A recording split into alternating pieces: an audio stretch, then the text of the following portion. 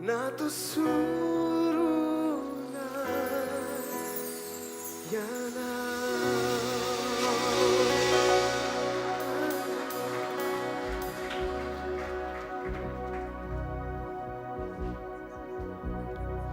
Alléluia.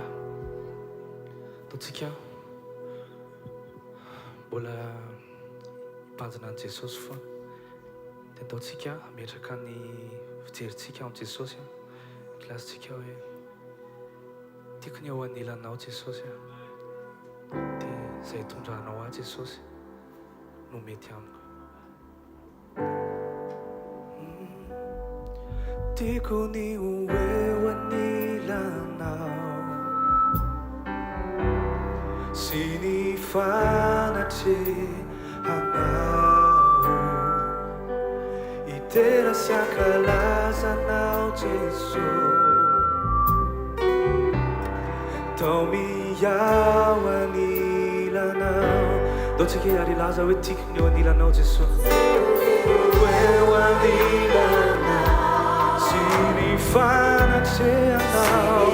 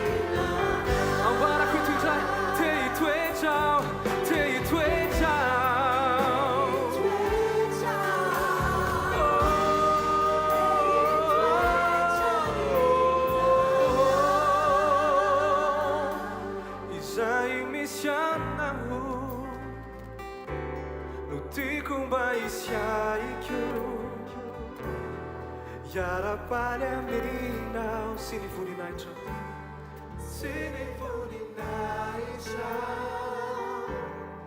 izay misy anao no tiako ahisaiko.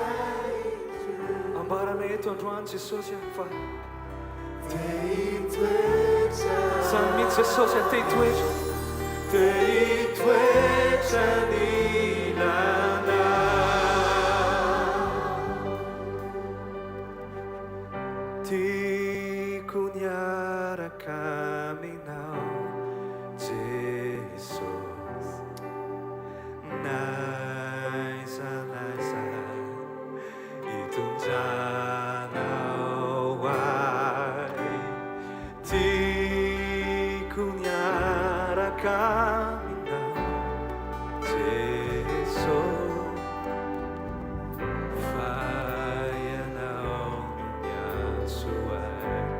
너 지키야리 라자 왜 티쿤 미아라캄 제소세 티쿤 미아라캄이나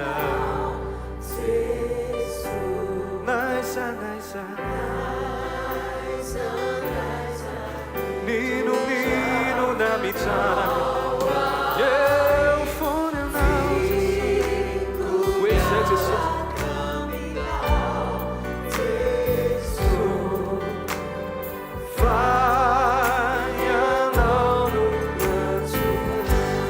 Caminhar ori teso tuko Yara caminhar ori teso tuko Semana no kafa fayanao no fiainako Fayanao no fiainako Naradianao Sai faniriako E fique caminhar ao teso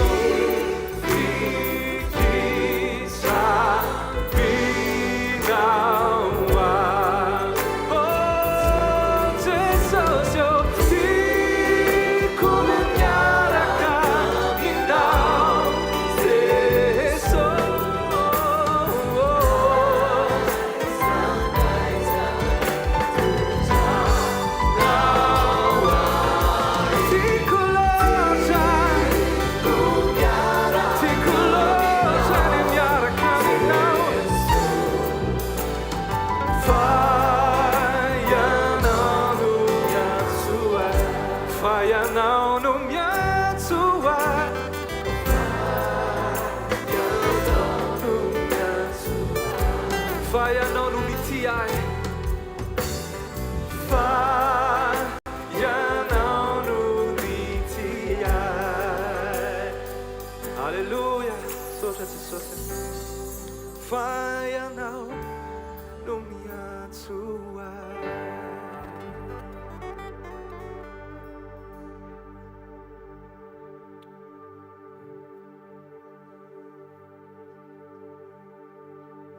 Då tycker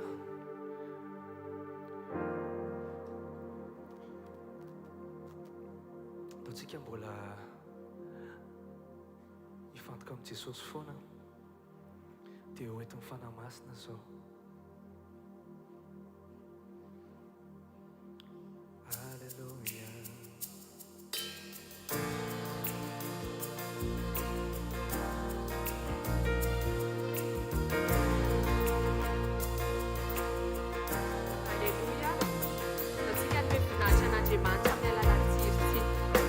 Izy le Andriamanitra avy indrindra izy le Andriamanitra mendrika ny zavatra rehetra izy le mendrika iankofany halleluja Andriamanitra sy natao tanany anao Andriamanitra sy mianky namin'olony anao Andriamanitra sy mira zay omeny olonao fikasa Andriamanitra tsy natao amin'ny tanany ianao tanany ianao Andriamanitra sy mianky namin'olony anao Andriamanitra sy mira zay omeny olonao fikasa não ihano tena Andriamanitra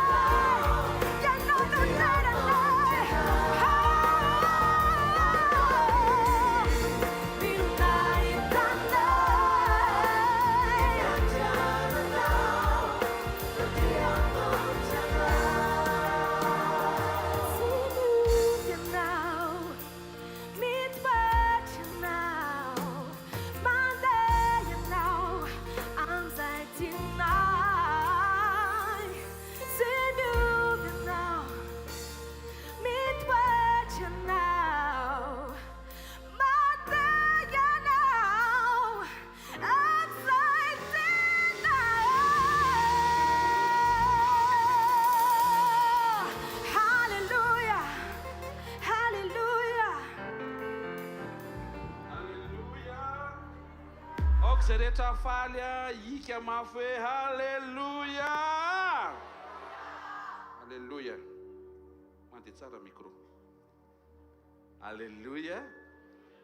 Retsika ve le tononkira teo zay manambara fa na inona hitan'ny masoko dia ny fiandriananao mitoetra foana, tsy miontsina, manam-pahefana, ny fanjakanao manapaka foana ny zavatra rehetra. Misy fotoana misy zavatra mitranga eo amin'ny fiainanao dia mikoropaka ianao, fa te-hiteny aminao fa ny tompo tsy mikoropaka eo amin'ny seza fiandrianana, ary ny fahafahantsika mibanjina azy tsy mikoropaka dia manampy antsika koa tsy hikoropaka eo amin'izay veriny zao tontolo zao fa mampatahotra. Zavatra tsaroko dia hisaotra an'Andriamanitra sika, tiako tena ho feno vesatra amin'ny fahamamiana ny fisaoranao, satria tsy misy sentim-po zany ka nataon'Andriamanitra raraka tany. Vao misento ianao dia voarain'Andriamanitra ilay izy. Tsy ampanantenanao hoe andro amaraina dia ho tapitra ho valiany daholo ny zavatra rehetra, manjary tsy tonga eto ianao amin'ny heriny. Nefa mahita fa misy olona koa eto natapitra ho voavaly daholo ary ny zavatra rehetra, dia mbola ho tonga foana izy angetahitan'Andriamanitra. Ary ny olona rehetra ke zay olona zay ok zay olona zay tiaka mafy tsara ho an'Andriamanitra, efa manomka maharaka lesony zay olona zay. Alleluia. Nisy taony Abrahama nandray teny hoe Abrahama hozy izy Andriamanitra, miangahy ianao amin'izay tany misy ianao, makanesany amin'ny tany zay tsy fantatrao. Dia nandeha par confiance Abrahama, satria nafantatra izy fa Andriamanitra tsy mitondra ho amin'ny loza fa mitondra ho amin'ny fiadanana. Ny ten'Andriamanitra dia manambara fa nananteny Abrahama fa hisy tanàna tsy natao tanana fa namboarin'Andriamanitra. Hitan'Andriamanitra zay hita eto zay, tsy nitanterahan'Andriamanitra tamin'ny fahavelomany Abrahama zay faniriany zay, fa rehefa nitantara Jesosy eo amin'ny Luka 4:20 dia ilay toerana hivantanan'ireo olo-masina nijoro tsara nanompo an'Andriamanitra tao amin'ny testamenta taloha no nitoby tao amina toerana anankiray atao hoe eo atratrany Abrahama, ilay tanàna tsy natao tanana tao am-pon'ny Abrahama. Tena kaikinao hitan'Andriamanitra ny ao am-ponao teneno izy aza matahotra hoe ao amin'ny Exodosy 3:30 dia zao mivavaka nataon'ny Mosesy: Jehovah ampahitao ny voninahitra ao. Toy izy Andriamanitra hoe mbola tsy fotoana zao, mbola tsy mety, fa hisy fotoana mety le izy. Dia te-hiteny aminao fa tao am-pon'Andriamanitra zay fangatahany Mosesy zay. Ao amin'ny Maty 7:20 rehefa niova tare teo an-tendrombohitra Jesosy dia teo Mosesy nahita an'ilay voninahitra. Te hilaza aminao ary te hampitandrina anao fa tsy maintsy hivaly io zavatra io, fa te hampiomana anao kosa nefa anzan-kinina amin'izay ny fanarahanao azy, ary anzan-kinina amin'izay ny faherezanao miatrika n'isan'andro. Ataovy azo antoka fa mahatokony ao anatin'ny fonao fa nangataka indray mandeha Abrahama tsy takatry ny sainy ny fomba nivalian'ilay izy fa mivaly le izy. Nangataka koa Mosesy tsy takatry ny sainy ny fomba nivalian'ilay izy fa mivaly le izy. Andro amin'ny maraina mangataka ianao tsy ho takatry ny sainao ny fomba hivalian'ilay izy fa efa mivaly le izy. Ao foantanao dia misaora Andriamanitra, mifandraisa-po amin'Andriamanitra. Aza vela izy sakatsakany, aza vela izy antony hampisara-kevitra anao amin'Andriamanitra, aza vela izy antony hampalahelo anao amin'izay fitondran'Andriamanitra anao, aza vela izy antony atonga anao mety mavesatra miatrika ny fitondran'Andriamanitra. Nefa izy sy ny fahatsarana, sy ny fiandrianana, sy ny voninahiny tsy misaina fa tsy ny fahatsaranao, tsy misaina fa tsy ny mahasoanao. Saotranao zay ray amin'ny anaran'i Jesosy andro amin'ny maraina. Ireo teny rehetra omenao sy ny fahafahanay, nitondra ny fiankofanay sy ny fony eto anatin'ny fiderana andro amin'ny maraina, dia maika anakekezany ianao bebe koa, ary misaotra fa ninninona hitan'ny masonay, ninninona mitranga, ninninona miseho dia tsy mampiontsina na manetsika akory 2 milimetatra ny seza fiandriananao feno voninahitra. Misaotra andro amin'ny maraina ny amin'ny fitarianao anay ho todi-soso amatsara indray eto amin'izao toerana izao, manetry teny eto anatrehan'ny falebiazanao sy ny fiandriananao sy ny fanasanao anay indray izay, ary misaotra fa mbola nitarian'ny fanahinao sy zaka ny fanahinao tonga soa hiatrika anao andray ny teny avy aminao, isitraka ny fahavokisa-pifaliana eto amin'ny fanatrehanao, ary isitraka ny fahafinaretana eo an-taninao kavanana mandrakizay. Amin'ny anara maherin' Jesosy Kristy avy Nazareta. Amen. Aoka sika hitehaka mafy tsara ho an'ny tompo amin'ny fifaliana, amin'ny fanantenana ary amin'ny finoana. Mahazo toerana tompo koa amin'ny anaran'i Jesosy. Tena kaikinao tonga soa eto amin'ny fanatren'Andriamanitra ianao hoe mandraisa teny hoe mandraisa fiadanana hoe mandraisa fampahirezana hoe tao aorianany nitsanganan'i Jesosy tamin'ny maty, tao aorianany résurrection dia toy izao ny zavatra nitranga ao Marka 4:20 ny 9:1 ka hatramin'ny 9:7. Vakiko aminaran'i Jesosy. Ary izy ireo na dia nandre aza fa velona izy sady efa hitandray vehivavy dia mbola tsy nety nino ihany. Ary tao aorianan'izany Jesosy dia niseho tamin'ny endrika hafa tamin'ireo lahy aminy izay nakany an-tsaha. Ary izy ireo nandeha ka nilaza tamin'ny namany fa na dia ireo aza tsy ninony koa. Rehefa vita paka toy izao rehavana dia mizara roa ny olona, misy mino ary misy ny tsy mino. Tonga eto ianao andro maraina matsiaro ny tenin' Jesosy hoe aza isan'izay tsy mino fa mino. Mety misy zavatra tsy mampintsony fa ty teny aminao mbola possible le izy. Misy zavatra izay mety efa narianao hoe efa tsy saina lizy tsony pasteur fa manomana mandrakizay sisa. Fa ty laza aminao fa eo mpanomanana mandrakizay be dia be ny zavatra mbola tian'Andriamanitra ho fenona sy tanterahana amin'ny antom-pisinao. Ianao zany tsy hoe mangorerareraka be sy marary foana ianao eo am-piandrasana amin'ny fiaviany. Diso zay.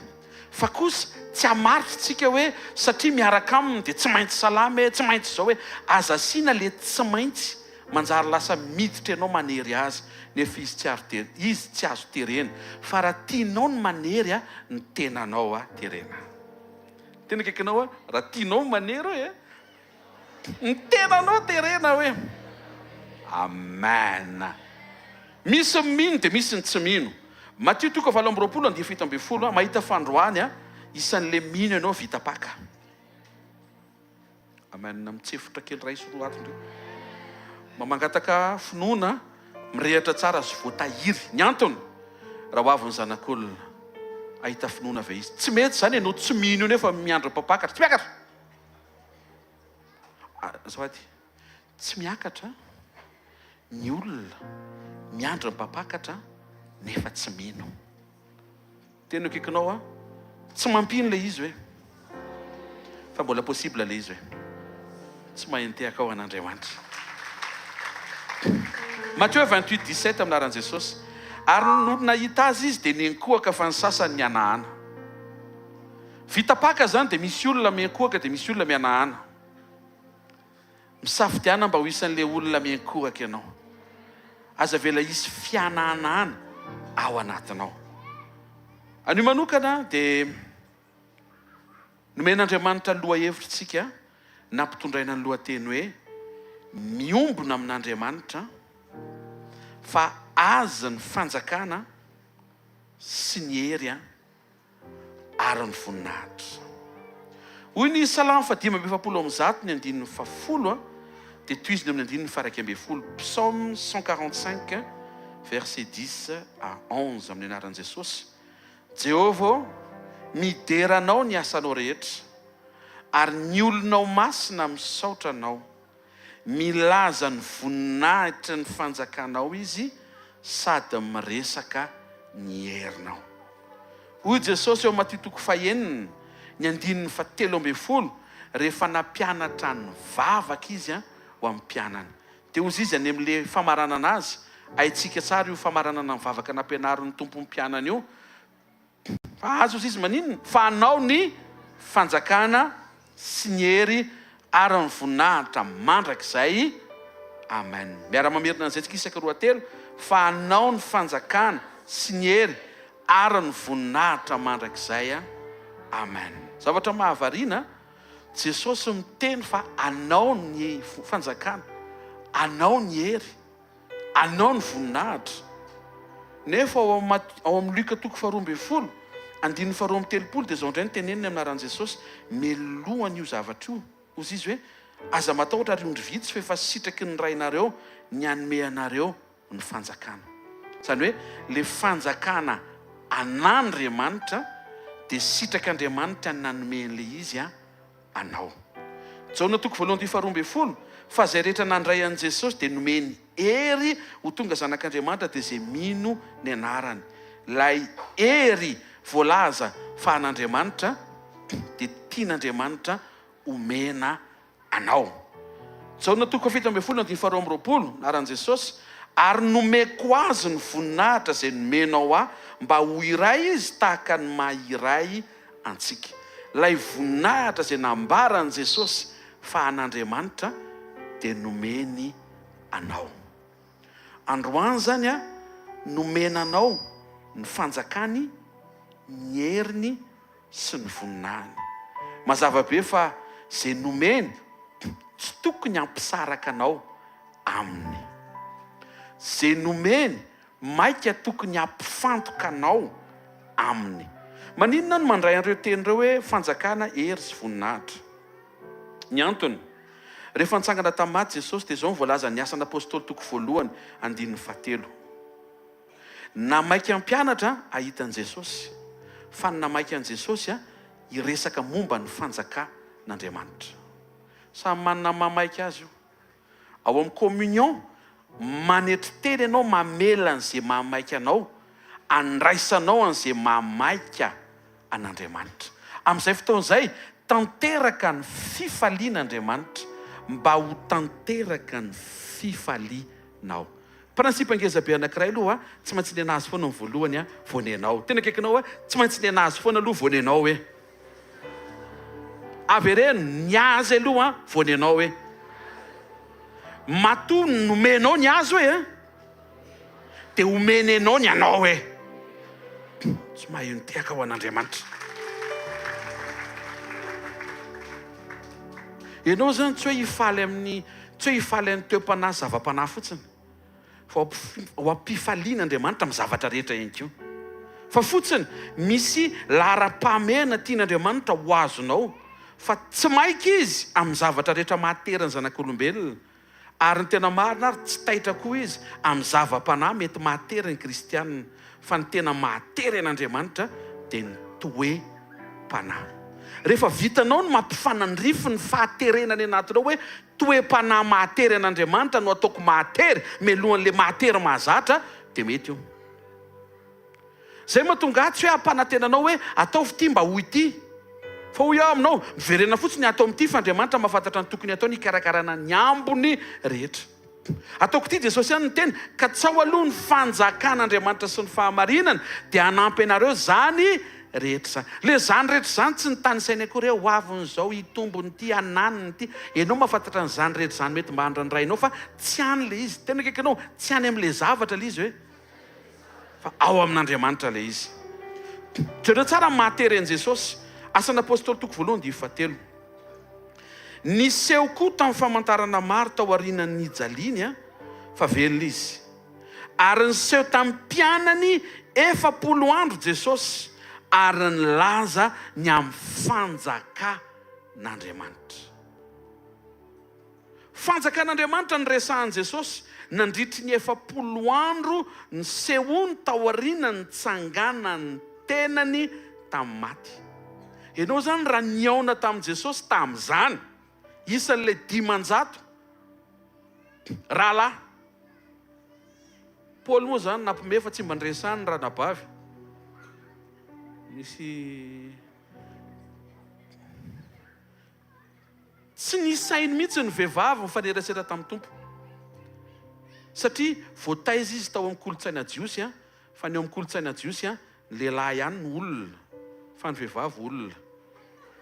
Azonao tiako tenenina. Dia tsy mba nitantaray mihitsy hoe ankoatran'ilay 500 rahalahy nisy vehivavy nisehony Jesosy. Ohatra tsy rahalahy zao nisehony Jesosy voalohany, fa Maria Magdalena. Mazava? Dia mahavariana fa raha isan'ireo olona nisehony Jesosy ireo tao aoriana mipaka tamin'izy nitsangana, dia ianao zany mety tonga taminy hoe Jesosy faly be mahita anao fa misy valim-bavaka izay mbola tsy nataonao tamiko. Dia zao tenin' Jesosy ho avy ny fanjakan'Andriamanitra.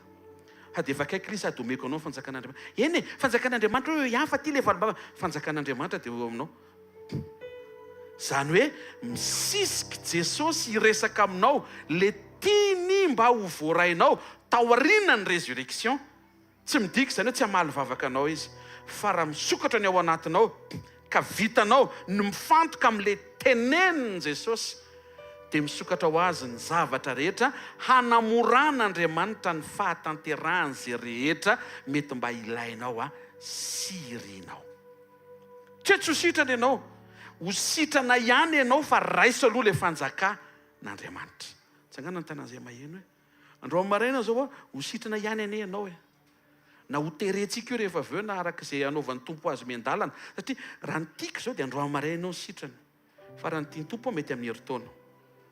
Koa zao misy miteny fa maninona antanio izy, ary nefa fantatrao ihany koa nefa ny antony.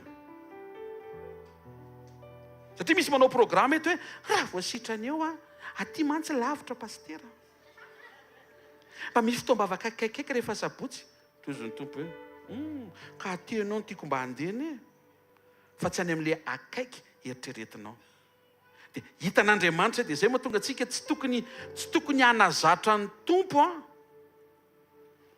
aneo aminy ny fahavitriantsika eo amin'izay toerana sy toe-piainana iainantsika.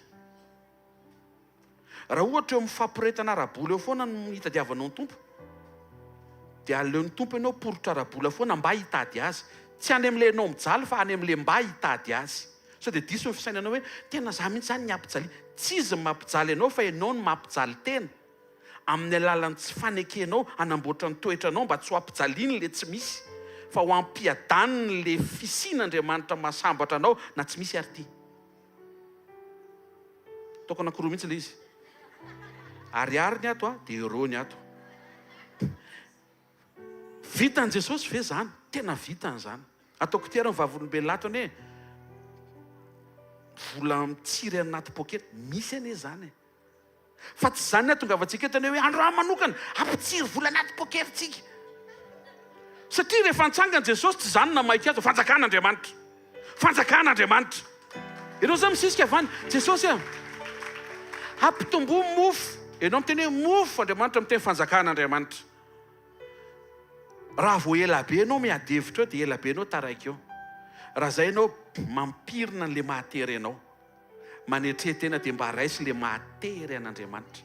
Fa rehefa raisinao le mahatery an'Andriamanitra, amorain'Andriamanitra le mahatery ianao. Inona zany no resahan' Jesosy tao aoriana mpaka? Fanjakan'Andriamanitra.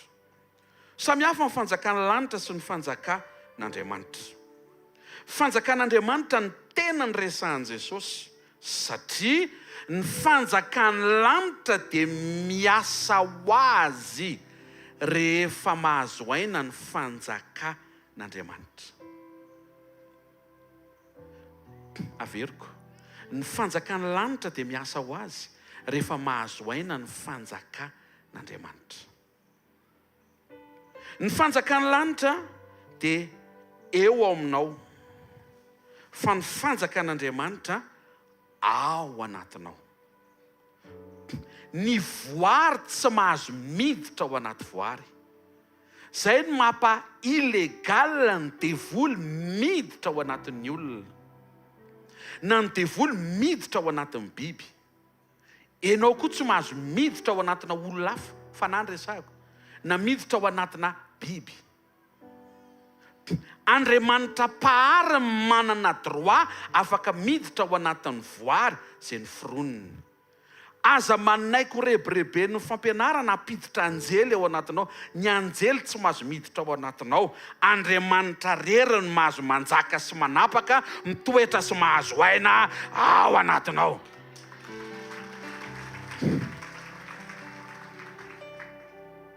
Ny lanitra dia voary, ny dikan'izay ny lanitra zany tsy azo ampidirina ao anatinao, fa tsy maintsy Andriamanitra irery ihany no ao anatinao. Ny fanjakan'ny lanitra eo aminao dia manova ny zavatra hifanaraka amin'izay fahatsarana hita ao an-danitra. Fantatsika hoe zavatra misy ao an-danitra aloha? Eny, hoantsika zany, mbola hitan'izay moa zany. fa araka ny fitantaran'ny baiboly tsy misy afa-tsy zavatra tsara any. Ataovy amen hoe. Dia zao izay fahatsarany nomen'Andriamanitra anova ny faharatsin-javatra eo aminao ho tonga fahatsarany-javatra mifanaraka amin'ny fahatsarany misy ao an-danitra. Io le materin'ny olona. Tianina fiainana tsara, tianina fitaovana tsara, tianina zao zavatra tsara, kiraro tsara, hanina tsara, zavatra materiel. Dia teteny aminao tena sitrak'Andriamanitra ny anananao ny tsara indrindra raha mbola eto ambony tany, satria ny tsara indrindra tsy vitan'ny olombelona hoforonina aza omanin'Andriamanitra ao anao rehefa mody ao aminy ianao ndray androany. Tsy an'le problème. Tenenino akaikinao tsy an'le problème hoe. Fa le fanjakan'Andriamanitra hoe. Ny fanjakan'Andriamanitra dia Andriamanitra ao anatinao, afaka manova olona, afaka manova toetra, afaka manovanao ratsy hifanaraka amin'ny fahatsara n'Andriamanitra. Fanjakan'ny lanitra zany manova zavatra, fanjakan'Andriamanitra ao anatinao manova olona. Dia hitantsika amin'izay ny mamaiky an' Jesosy tsy resaka le fanjakan'ny lanitra manova zavatra, fa iresaka momba ny fanjakan'Andriamanitra manova olona. Rehefa nitsangana tamaty zany Jesosy, tsy zavatra ny namaiky azy hovaina, fa olona ny namaiky azy hovaina. Dikany hoe olona toetra. Androany ataovy resy lahatra ny ao anatinao, aza misisika any amin'le hiova zavatra, fa misisima any amin'le miova toetra. Rehefa nomena le izy dia tokony manova ny ao anatinao, ahatonga anao angetaeta n'le fiovana tenenin Jesosy. Ny fiasan'ny fanamasina tsy hoe miditra ao anatinao to dia manovanao fotsiny. Eto zany dia mivavaka dia oay lasa tsara toetra ho azy tena kaikanao tsy ohatr'izay le izy hoe miteny Andriamanitra ianao tokony ho tsara toetra. Dia misy retour. Ny andikany retour amin'ny teny gasy. Misy tamberina avy any aminao tian'Andriamanitra hoeny hoe ianao tokony ho resy lahatra. Hoe oay, araka izany tenenin'Andriamanitra izany, tena ohatrany tokony ho tsara toetra tokoa. Tena tiako izany tsara toetra izany. Mandeha ny toroteny, mandeha vavaka, ianao lasa mangataka tompo. Ampio mba ho tonga tsara toetra, ohatran'izany ampiteneninao mpanomponao zany. Mamita tenitsika raha hiteny hoe Andriamanitra, pastera ny teny teo fa mila tsara toetra hono, dia misy valimbavaka izay faran'ny volana dia ianao ny teny fa tsy mivoaka hono izy raha vao tsy tsara toetra hono. Dia le izy io zany eny ezaka ianao tsara toetra fa zadino valimbavaka koa. Hitanao amin'izay ve zao mahadiso an'izay be dehibe zao, satria tsy noho ny amin'ny fahatsara toetra anao no hamalina ianao, mamaly eo foana re izy rehefa mety ianao androany aza tongeto noho ny amin'ny valimbavaka, fa tongava eto noho ny amin'ilay mpiaino vavaka. Saintsainany hoe olona anankiroa mpitovy mifankatia, lehilahy sy vehivavy, tovolahy sy tovovavy. Dia atao avadika matetika ohatran'le vehivavy foana no ataoko hoe le lehilahy indray zany. Tonga avany le lehilahy, dia le vehivavy zany manan-katao dia isaka tonga eo, dia le vehivavy zany mba miteny hoe dia ahoana, aiza ianao mivavaka? Dia zao navale lehilahy, tondra vola ngay ianao. Ahoana ny réactionnao raha ianao le vehivavy? Mety hoe mety mivilana amin'ny famalina, fa aloha metraka fanontaniana manaraka dia impiry ianao mamaky baiboly mba mifankafantatra zany alohan'ny maharaikitra ny toetra raha. Impiry ianao mamaky baiboly hividiany sakafo adala ianao raha miroboka amin'izany, satria izy ary tsy miaino anao akory, ary ny angatahany aminao volanao sy ianao ampisakafo azy sy ny hitanareo amin'izay ve le izy. Misy fotoantsika nefa ohatr'izany eo natrehan'Andriamanitra. Dia izay le mila hovaina. Andriamanitra manam-paharetana. Raha renao hoe ianao zany le tonga eto le mitady sakafo, mitady vola, hividianao an'ity, ho eto anatrihan'i Jesosy, tompo amatona ny nanantona anao. Ohatry ny zavatra vitanao foana ny natongavako. Soa fa tsy ringana tao anatin'ireny. Fa androany mahainao an'izany fahamarinana izany hovao mba tsy ny zavatra eo aminao natongavako, fa tena ianao mihitsy. tsy haiko zany Jesosy fa ny fanahinao afaka manampy anokatra amin'ny masoko tsy ahita fotsiny mirakla vitanao fa ahita mihitsy fa enao mihitsy ny tena tsara ary dia nitehaka ny vahoaka an'Andriamanitra teo amin'ny tendrombohitra Sinay tamin'izay fotoana izay rehefa avy nampiasain'Andriamanitra Mosesy teneno akaikinao araka ao ve ilay oampon'Andriamanitra hoe afaka ataony le zavatra iny hoe fa tsy mahamaika azy hoe avereno ny mahamaika an'Andriamanitra hoe le toetra ao anatinao hoe izay mampahazo aina azy ahafahany miasa hoe tsika zany tsy katsaka an'Andriamanitra hiasa fa anao kosa ny fomba rehetra mba hampahazo aina an'Andriamanitra misy eo amin'ny fiainantsika. Ny fanjakan'ny lanitra dia any amin'ny zavatra io zany nienja voaprezao eo ny fanjakan'ny lanitra dia misy zavatra be dia be miovy eo. Seza tapaka to dia la seza vaovao, seza anankiray to dia seza ronjato, ohatrohatr'izany io fanjakan'ny lanitra eo. Fa teteny aminao fa tsy olona tongavan'i Jesosy, tsy olona mpanantenainy, fa ny sisika izy mba ho azonao ny asaribidin'ny fanjakan'Andriamanitra le manova ny ao anatinao, le olona ratsy toetra iny tonga dia lasa tsara toetra, le olona kizitim-belona iny tonga dia lasa feno fahalemem-panahy be, le olona mola rangitra be iny tonga dia olona tsy mety tezitra intsony.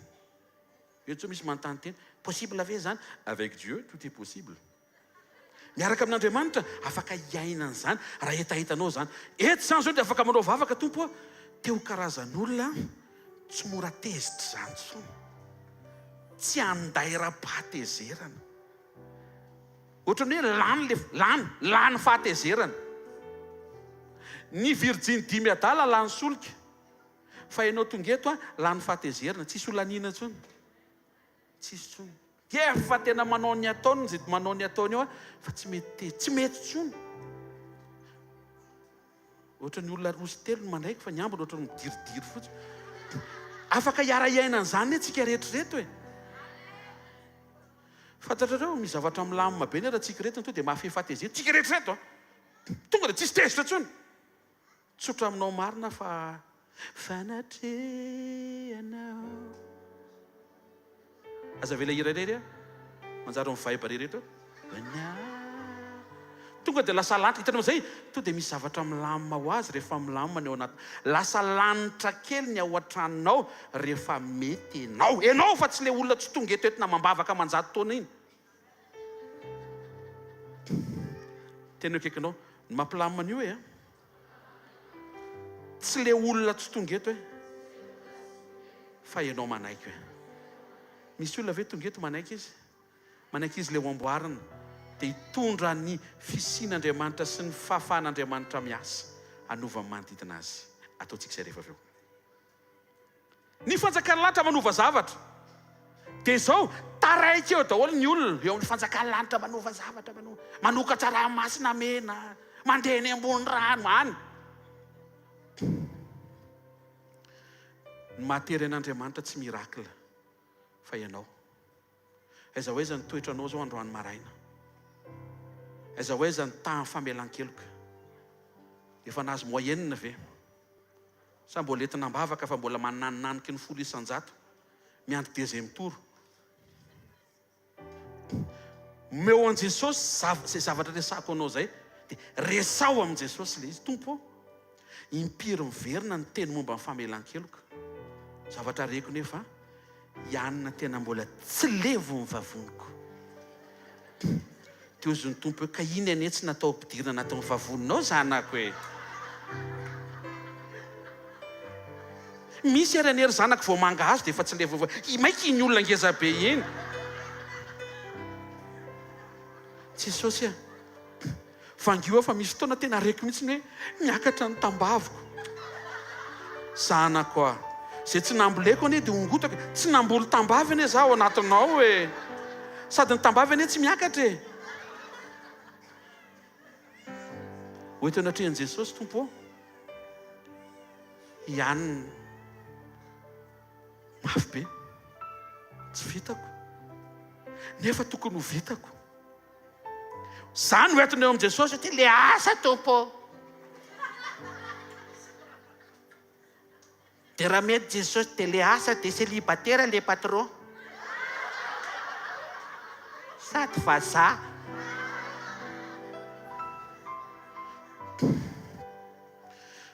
Tsy contre an'izany raha mba zay mifanirianao. Misy vazana eto hoe fa toetra amboarina dia maneke ho tarihan'Andriamanitra. Ty averiko foana. Mety hiteny Andriamanitra hoe zanako ity novidiako ho anjaranao. Tonga avy any tonga dia ahoana fa aveza ianao avy niandrondry. Tsy fantatrao fa Davida ny anarany io.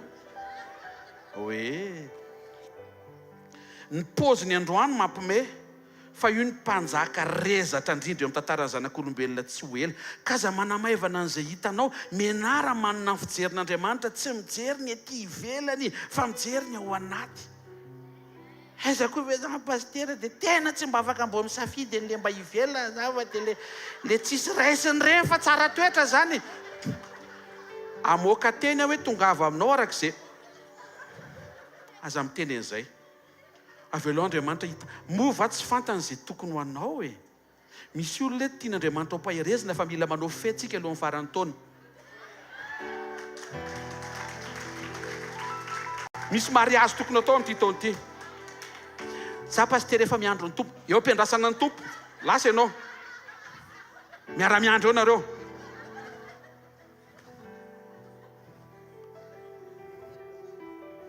Hitranga ihany zany, teneniko aikinao, hitranga ihany zany hoe. Fa ataovy mety aloha ny toetra hoe. Ao amin'ny Apokalipsy toko 5 nentin'Andriamanitra Jaune apôstôly nampahita ny événement en rédemption na ny fanavotana. Io fanavotana io dia zavatra nitranga lahady hariva. Rehefa le niaraka tamin'ny Cléopas sy le akamany Jesosy, dia le tsy fantatra ry zalahy dia le namaky mofo izy dia niratra moa hoay tena Jesosy man tonga dia nanjavony Jesosy. Iny fotoana nanjavonan'i Jesosy iny niakaran'i Jesosy voalohany tao an-danitra. Tsy le ascension 40 jours aty aoriana ataontsika jour férié fa ny hariva hitondra ny rany hividy sy hividy anao eo anatrehan'Andriamanitra mba ho tanteraka ny fanavotana. Ao amin'ny Apokalipsy toko 5 no hazavain'Andriamanitra tsara hoe zao le nitranga tamin'izay. Fa rehefa napahitana ny Jaune le izy teo izy ny anjely hoe tsy misy olombelona mendrika anokatra an'le boky sy anao an'le asa fanavotana. Tsisy. Satria raha olona diso tsy afaka manao asa panavotana. Raha olona meloka tsy afaka manao ny asa panavotana. Raha olona panota tsy afaka manao asa panavotana. Nefa Andriamanitra tsy afaka manao asa panavotana ho an'ny olona, ary anjely tsy afaka manao asa panavotana ho an'ny olona. Fa rehefa ny olona nanotaka very dia tsy maintsy olona no manao le asa panavotana fo voavonjy ny olona. Teo izy ny devoly vitatreo fa tsy ho azo vonjena mandrakizay ny olona, satria izay nateraka damaseva tonga dia ateraka miaraka mitomboka sy amin'ny fahotana tapotra hatreo ny tantara. Teo izy Jesosy, raha tsy misy le olona dia aleo fa za no hidina ho tonga an'izay olona zay sady tsy nanotany tsy meloka ny tsy nanao fahadisoana hividy andry zareo reo fa tsisy an'izany vidy zany. Raha mbola eo Andriamanitra tsisy vidy zany eo. Andriamanitra no miteny hoe vita zay vao vita. Androany mety be dia be ny zavatra mifamofo amin'ny fiainanao, mety mitodika ho any amin'ilay hoe tsisy azo atao intsony. Te hiteny aminao fa raha eo Jesosy mbola be dia mbola be dia be ny zavatra azo atao. Teo mihitsy le nitranga amin'izay le teneniko anao fanjakan'Andriamanitra sy fanjakan'ny lanitra. Nijery ny fanjakan'ny lanitra Jaune. Wow! Volamena. Afaka kikisa kely ve ty mba hoentiko midina ny ambony tany finansena ny centre.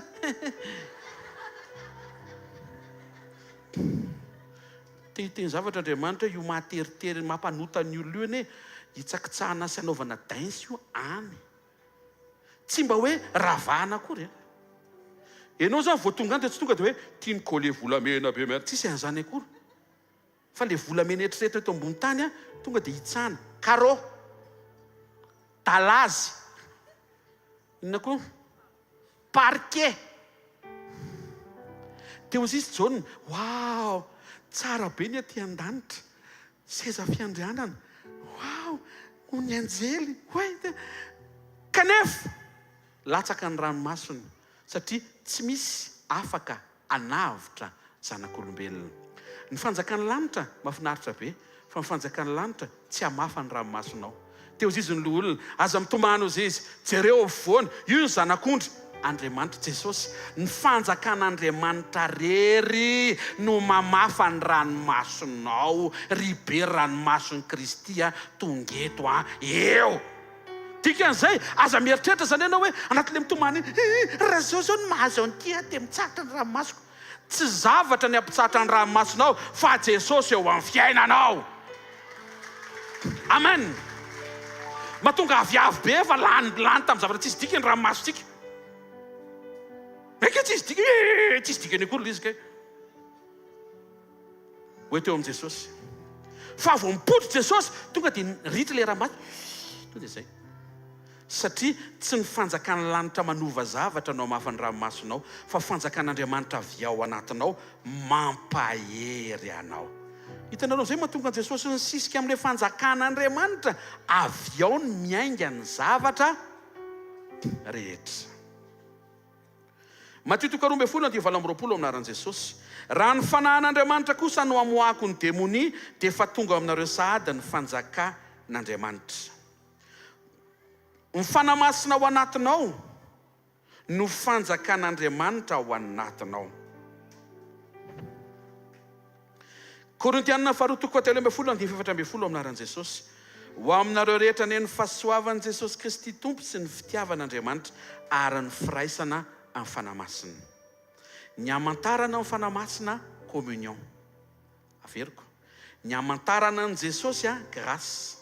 Ny hamantarana an'Andriamanitra ray fitiavana ary ny hamantarana amin'ny fanamasina communion. Enao zany vao miresaka fanamasina tokony tonga dia miresaka communion. Ny fanamasina zany manampy anao avy ao anaty mba hahafahanao mifandray amin'Andriamanitra mivantana sy mifandray am-po. Tsy manifestation extérieure no mamaky amin'ny fanamasina, fa intimité sy changement intérieur. Tsy haiko razonareo ve zany? Ny fanamasina zany rehefa tonga eo aminao dia tsy hoe tonga dia tsy maninona ianao vibre. Manana an'izay option zay ianao dia rainy Jesosy. Fa tsy midika zany hoe isaky mivibre ianao. Na ihany koa hoe tsy mivibre tamin'ny Sabotsy. Efa lasa angamba ny pasteur Rodolphe fa ohatrany tsy mivibre. Misy fotoana eo Andriamanitra fa tsy maheno ninninina ianao nefa izy eo.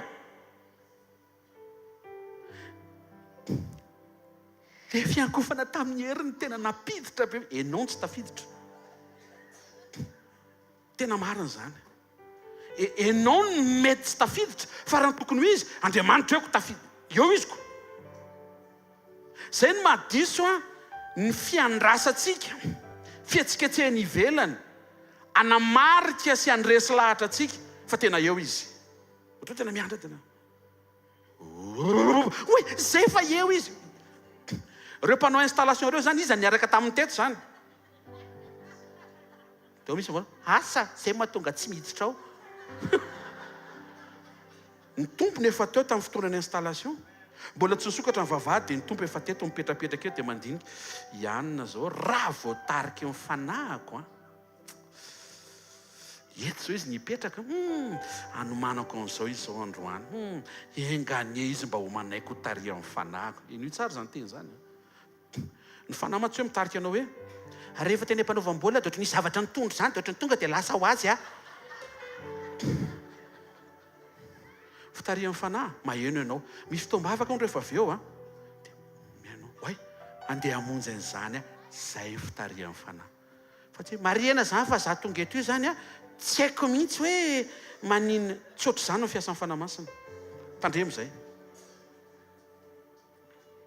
Tsangano ny tanantsika raha maheno tsara. Entintsika ny mianatra zavatra be deabe ne. Tsisy anjely miditra ao anatinao. Rehefa mitarika amin'ny fanahy masina dia mahatsiaro tena tsara ianao fa tsy hoe teo mpanaovana baolina dia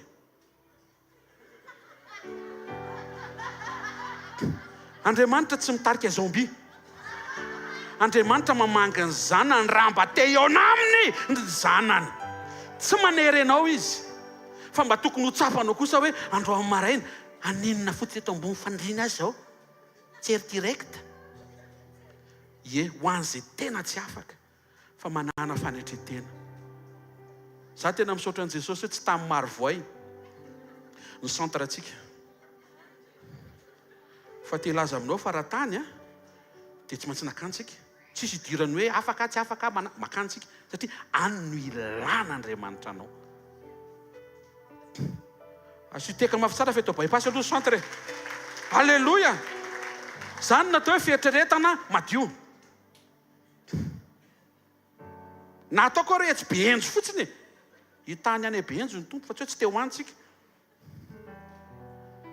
Mba mahay izy misaotra amin'ny zavatra rehetra.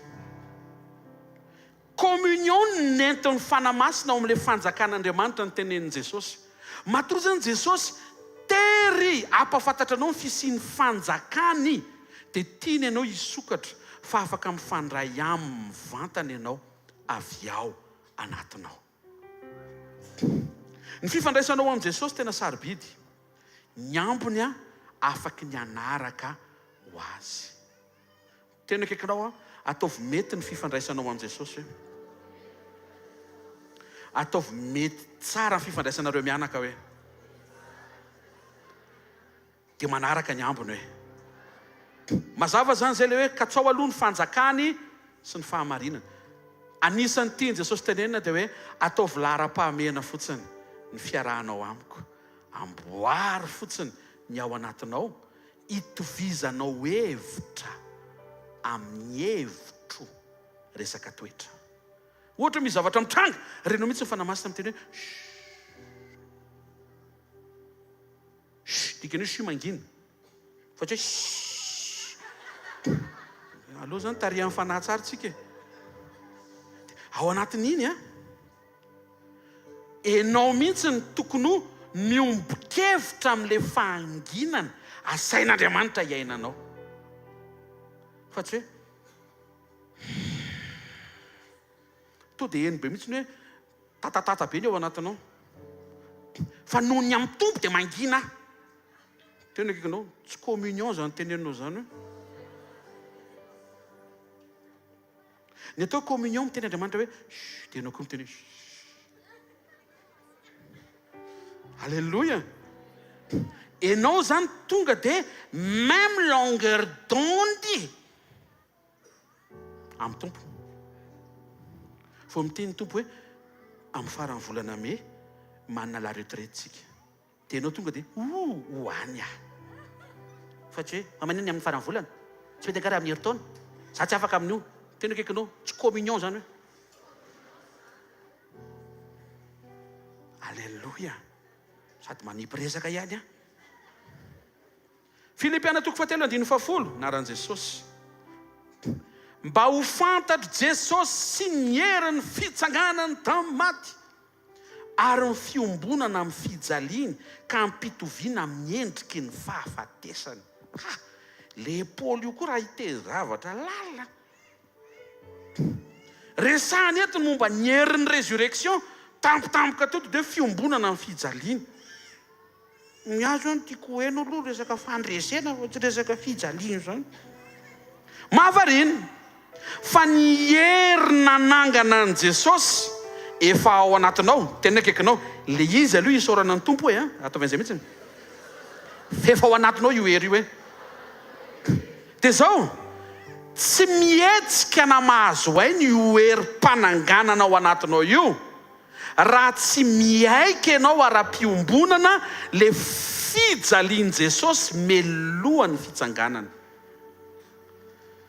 Indray mamaika antsika amin'ny tonga dia nitsangana tamin'ny maty tompony tompo. Nitsangana tamin'ny maty ny tompo, nitsangana amin'ny fiainako. Nandresy ny fasana ny tompo, mandresy aho. Tsy ratsy. Fa inona ny aretany vao tonga teo? Mba hatonga ny fifandraisanao aminy ho mamy be avy amin'ny fahatsapahanao ny fiaretany ho anao. Rehefa tena manokana fotoana ianao manao jery todika ny amin'izay nataon'i Jesosy ho anao, tsy afaka ny tsy tia azy ianao. Ny fitiavana an'Andriamanitra koa zany tsy hoe tonga dia tiako ianao, tiako fotsiny. Fa misy zavatra aseho an'Andriamanitra, anampy ianao ho tena iaina tokoa ny fitiavanao azy. Fa iza tamin'izay niteny fa tianao nanolotra ny ainy mba hamonjy ianao? Tsisy zany. Jesosy rery nanolotra ny ainy teo amin'ny hazo fijaliana noho ny fitiavana ianao, satria tiana ianao. Zay no mahatonga antsika reto tany aoriana any tsy tokony hana olam-pitiavana. Eto mavaka pastera, za mihitsy ny tsy tiany zareo an-trano. Dia raha Jesosy tsy zany nangatahako fa vavaka misaotra ny tompo satria Jesosy tianao. Ka Jesosy nie tsy hita maso e, reo aloha ny hita eo. Zay mihitsy le dingam-pahalalana tiany iainanao, fa na tsisy tianao reto ambony tany, misy anankiray izay tsy hanary ianao mihitsy, tsy hamitaka anao sady tsy handiso fanantenananao. Jesosy no anarany. Aza omena olona ny fitiavanao. Je te donne mon cœur, alaivo. Tout compte fait hoe ohatra ny antony ny olona tsy mahay mitahiry cœur. Jesosy rery no mahay mitahiry ny fonao sy izay omenao. Tsy midika zany lasa zombie daholo ny ao tokantrano zany. Tianao Jesosy, tianao koa Kristy. Ny fitiavan'i Jesosy ao anatin'ny mpivady mahatonga le mpivady ho lasa mifankatia mihoatra noho ny fifankatiavan'ny zanak'olombelona voafetra eo amin'ny nofo sy ny ivelany. Zay ny tena teo fitiavana. Raha vao tsy miveryntsika mijery zay niaretan'i Jesosy sy nijaliany, tsy ho azontsika mihitsy ny antony le fandresena, ary tsy omeny le fandresena raha tsy azonao le nijaliany. Avy ao amin'le fifandraisanao aminy no amotsorany an'le hery hanampy anao. Soa ihany. Soa ihany fa nampifandraisiny tamin'ny fifantohanao amin'izay nijaliany ny famotsorany an'le hery hanampy anao. Dikan'izay mifantoha kely amin'le zavatra be dia be niaretan'i Jesosy dia ho azonao amin'izay fa izay lalovanao androany sitrany ny hanampy anao eo. Tena tiany ny ahitanao ho tafavoaka eo. Mety hipetraka amin'ny fanontaniana, za ve pastera resaka ka atao fa tena tiany Jesosy ho sitrana ve? Rehefa fantatrao ny jaliany dia fantatrao ny ompony. Fa nanaiky izy ho kapohana ary kapoka mama ivay, nanaintaina, nandrovotra ny vatany, hita hatramin'ny taolana sy ny nofo mihitsiny. Tsy noho ny aminy satria izy tsy mila an'le izy, fa noho ny aminao. Ka raha androany ianao manontany hoe mbo tiany tompo ve ny anasitrana? Eno ny valany. Fa maninona tsy ataony androany? Anontanio izy. Fa ny eo am-pony tokony ho sitrana ianao. Fa eo amin'izay misy antony be dia be. Zay ve ny atongavanao? Fa raha zay dia diso. Mihoatra noho izay tokony ho hitanao eto. Tsy fanasitranana fa izy mpanasitrana. Tsy fahagagana fa izy mpanao fahagagana. Tsy vokatra fa izy tompony vokatra. Alleluia. Jesosy Kristy avy any Nazareta ny tokony ho ilainao. Dia mangatahana zany fahatsapahana zany isamaray ny tompo androany amakivaky ny zorony dia ataovy mirehatra tao anaty le fahatsapahana hoe enao marina tokoa ny tena ilaiko. Raha vao tsy miombontsika amin'izay nijaliany Jesosy dia miafina amintsika le herin'ny fitsanganany tamin'ny maty. Dikan'izay communion aloha vao hery. Ny antony avy ao amin'ny communion ianao no mianatra toetra mampahazo aina n'le hery. Fa ny heriko dia tanterahana amin'ny fahalemena.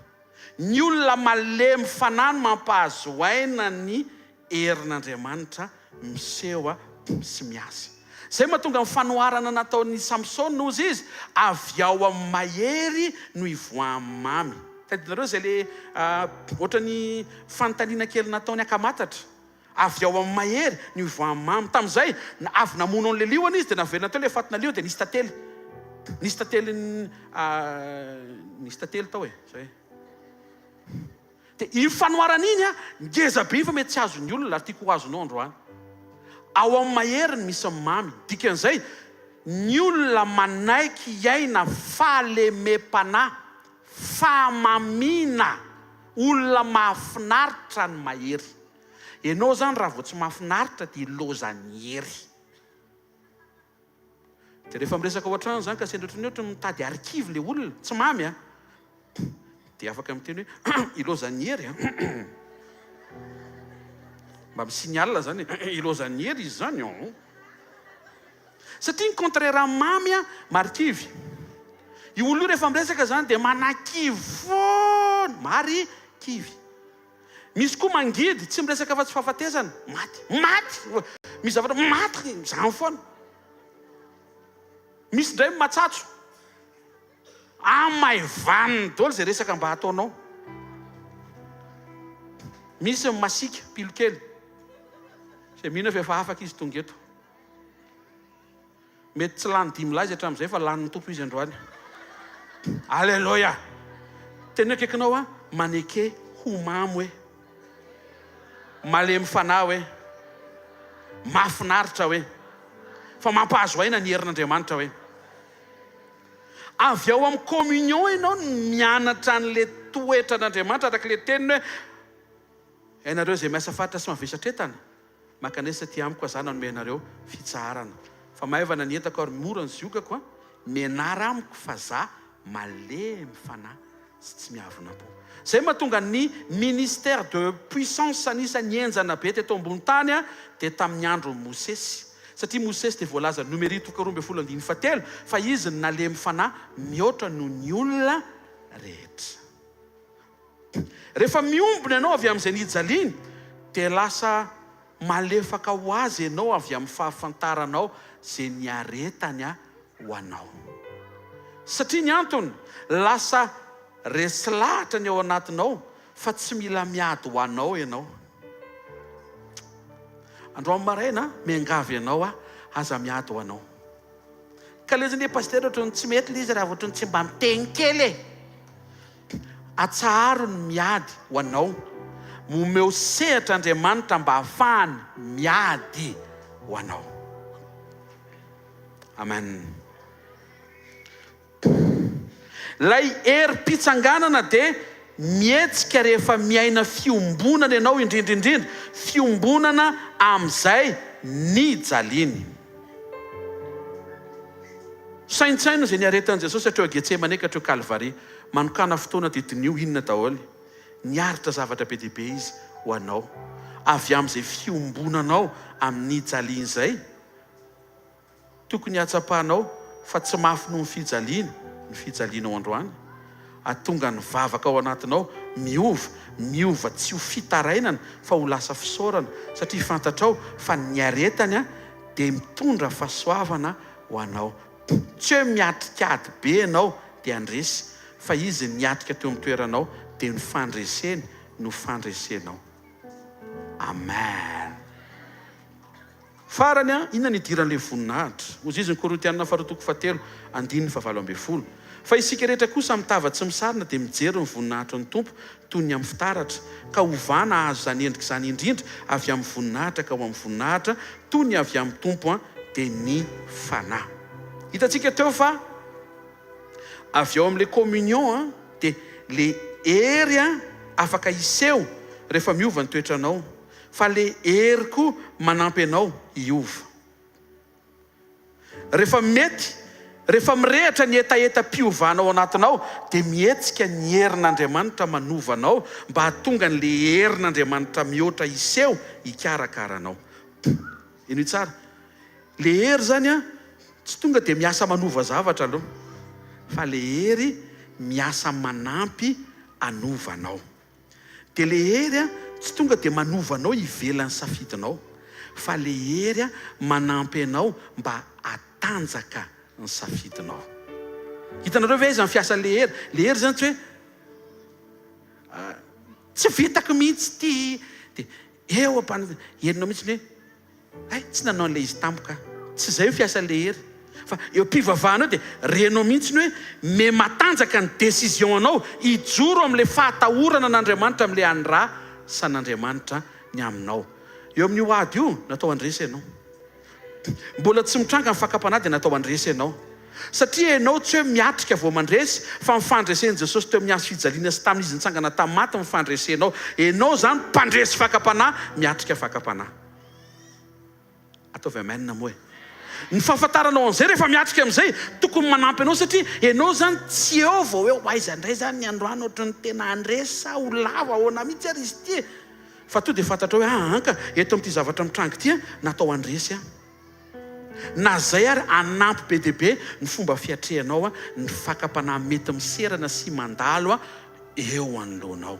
Avereno natao andresy fakapanahy.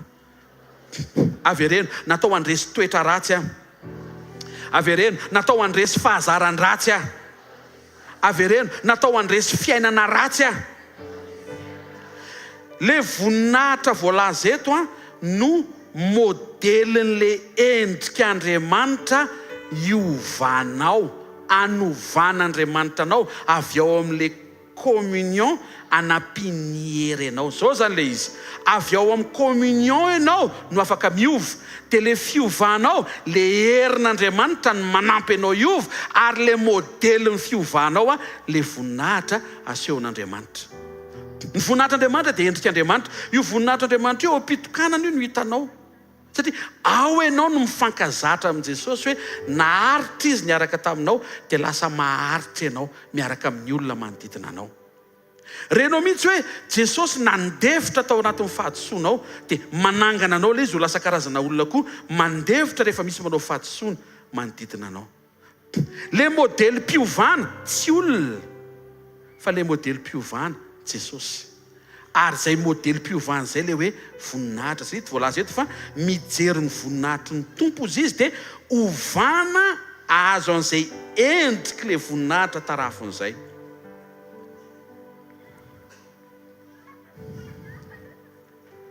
Io voninahitra io dia le modely. Tsika rehetra zany tokony miteny tahaka ny fitenin'i Jesosy. Inona ny fitenin'i Jesosy dia tokony ho zay ny fitenintsika. Zay mahatonga antsika miteny hoe pisy fiadanana finaritra manandoka ve nareo fitenin'ny tompo zany misesosiany amin'ny lokanao ny tompo. Fa misesosia amin'ny zavatra be dia be koa izy sao dia hoe tsy loka ihany fa rehefa mandinika ianao arakaraka ny amakianao ny filazantsara dia lasa mianatra ianao ny fiteniny, mianatra ianao ny fijeriny, mianatra ianao ny fisainany. Inona ny mampalahelo an'i Jesosy tokony ho zay koa no mampalahelo anao. Inona ny mampifaly an'i Jesosy tokony ho zay koa no mampifaly anao. Aleluia. Tsy ho vita anatin'ny ray andro zany fa arakaraka ny androsoan'ny fotoana dia tokony mihamandroso ianao, mihazonao, mihainao, miamitombo ianao, mihamandroso any amin'ny fahatanterahana. Jesosy zao raha mireo marikenareo tsy manome tsiny hoe tonga dia manebaka be zany. Jesosy tsy manebaka. Afaka atao narina fiangonana zany Jesosy JTM. Jesosy tsy manebaka. Zany hoe manome inspiration zany. Fa jereo tsy fa jamais Jesosy miresaka défaut an'olona. Fa ny qualitén'le olona foana ny teneniny rehefa miresaka olona izy. Ary le olona eo koa. Tena kaikanao, rehefa miresaka olona hoe dia olona eo. So fa mandray fanasana tompontsika raha andraisana famelan-keloka. Tsy dia mety zany miresaka olona tsy eo. Ary raha tena tafaresaka olona tsy eo ary mba miresa zavatra tsara. Zay Jesosy no zay. Resaka zavatra tsara foana izy. Mety hoe tsy voasoratra ao zao fa mety hoe miteny zao ohatra ny mpianatra hoe tompo ohatrany tsy ampy ny volan-kesy dia mino fa nytenenin'i Jesosy hoe eny fa misaotra ny tompontsika manana ny Jodasy Jodasy dia tena mahay manisy azonareo ve? Fa Jesosy jamais miteny hoe eka efa natomboko se moa ny resaka fa izy ity tsy zakako. Mipetrapetra mihitsy aloha raha Jodasy iny any tena enjana be tsy atao hoe masiny. Tsisy an'izany mihitsy hoe vakio ny Baiboly tsisy an'izany. Dikan'izay tsika reto koa zany tsy tokony manao an'izay. Mahavarino ny vavaky Jesosy tsy nahavita nanovan'i Jodasy. Maheno ve nareo ny vavaky Jesosy tsy navita nanova ny Jodasy satria Jodasy manan-tsafidy. Tandremo ny safidinao io. Hoeto ao amin'ny tokony ho izy ny safidinao io. Mangatany tolotsain'Andriamanitra amin'ny fomba fampiasana ny safidinao io. Mba tsy hanimbanao ny safidinao, fa na Jodasy aza tsy voaova ny vavaky Jesosy. Aleotsika re tena manaiky. Aleotsika manaiky. Ny zavatra nafinaritra, ny vavaky Jesosy nanova ny Petera. Raha manatrika eto ianao ataovy Petera voaova ny vavaky Jesosy. Tsy mampanino na Petera aza. Tsy manino, fa voavonjy aloha. Azonao tiako tenenina zany. Fa nandaitra le izy satria le any anaty mihitsy hita hoe te hiaraka amin'ny Jesosy. Ianao ane mety hiatrikady, be dia be ny zavatra mety mifamaofao, fa ny anatin'ny fonao tehirizy le etaeta ao anatinao hoe hiaraka amin'ny Jesosy hatramin'ny farany. Fa rehefa zay ny etaetanao, sambatra ny noana sy mangetaheta amin'ny fahamarinana, fa izy novokisana. Tena kaikinao ataovy ao anatinao hatramin'ny farany hoe etaeta hiaraka amin'Andriamanitra hoe. Io voninahitra io araka io bokin'ny Korintiana io voninahitra io tsy natao entina eny an-tanana, fa natao ho jerena. Ary rehefa jerena dia tsy natao ho anao na dia nomenanao, fa natao ho averina ho an'izy, ho an'Andriamanitra. Dikan'izay mety efa manaka an'Andriamanitra enjana be ianao aman-toetra, avereny foana ny voninahitra ao an'Andriamanitra. Tsika eto zao tena mitravaille karaktera tena ataontsika hoe mba alleluia. Tena dia efa tena efa manamika ny efa mba midepasy kely moyenne. Mampaherenareo zany. Mba efa mahazo kely ny 10, 25, 24 eo, 10 sur 20. Dia averenao ny tompo foana ny voninahitra. Fa ny fiovanao tsy hoe mahay miova ianao, fa izy mihitsy ny nanampy ianao mba hiova ianao. Karaha misy olona miteny hoe niova mihitsy neny, dia asan-drato ny tananao, dia omeo voninahitra Andriamanitra ampahafantariny ankizy fa tsy ianao mahay miova, fa Jesosy ny nanovanao. Ary Jesosy ny namaly vavaka an'ireo zazo ireo izay nijaly. Ankehitriny efa tsy mijaly tsony zareo satria niova ianao. Saotra n'Andriamanitra mihaino ny vavaky ny ankizy. Ianao vavy be sy lahy be io zany resako zany anie. Mampijaly olona re tsika rehetra vao tsy miova ane. Mampijaly. Pilato be tonga dia tena papaoro be, mpamantsika mihitsy. Hoeto anatrehan'i Jesosy mba tsy hampijaly olona zany tsony ianao. Dia rehefa miseho ilay vavolombelona dia aza miteny hoe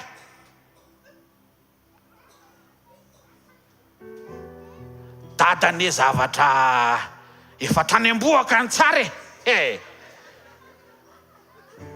Vao nitaraina tampoka le sazy famy namoaka anao faran'izay sarotra mihitsy namoaka anao tao tamin'izany. Nanahirana ny hôpitaly ray manontolo mihitsy. Fa ny famindram-pony navelona anao, famindram-pony matoy izao anao ohatr'izao. Dia izay mahatonga antsika rehefa le mirava dia le manao hoe fa ny le anao ihany aloha ka.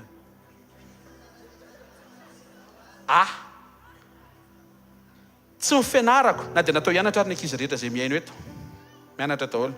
Pastera ny teo fa mianatra. Any am-pianarana miasa fahasoavana. Tsy noho ny amin'ny asanao, za zany tsy hiasa, miasa. Ao amin'ilay asa hiasa ilay fahasoavana. Dikany hoe fahasoavana tsy avy aminao ilay izy. Jerevanao mihoatra lavitra noho ny fisasaranao ny zavatra ataon'Andriamanitra eo amin'ny fiainanao. Maneke moa fa te hiasa ohatr' izany Andriamanitra eo amin'ny fiainantsika rehetra reo. Aza ferin'Andriamanitra hoe Tompo, tia ny karamako hatreto izany ny ataontsika hatramin'ny faran'ny volana. Toy izy ny Tompo, za tsy te hiaraka aminao hatreo satria hatreo ny vitanao fa hatrary ny vitako. Nefa ianao tonga dia hatreto. Misaotra ny amin'ny rehetra izay azo atao amin'ny rehetra izany fa dia atao ahoana fa dia ireo izany e. Mba tsara toetra, mba tsara fa misaotra Andriamanitra fanomenao ny rehetra fantatra fa tsy voafetra amin'ny rehetra. Ianao ilay Andriamanitra mahay manao sy mamatsy amin'ny zavatra. Mova tsy hitanao fa miakatra ny vidin-tsolika. Minao fa tsy izany no mivavaka mampafantatra anao. Tompo, nga tsy fantatrao fa niakatra ny vidin-tsolika Tompo. Tena kaikanao fantany izany hoe. Fantany izay tokony hampitombony eo amin'ny fiainanao hoe rehefa ilainy izany. Ary mety ahenina koa rehefa miaina ve zany? Hitan'ny tompo hoe ry zanako ny hena mividy-tsolika ka ho ahenako ho famatsinanao zany.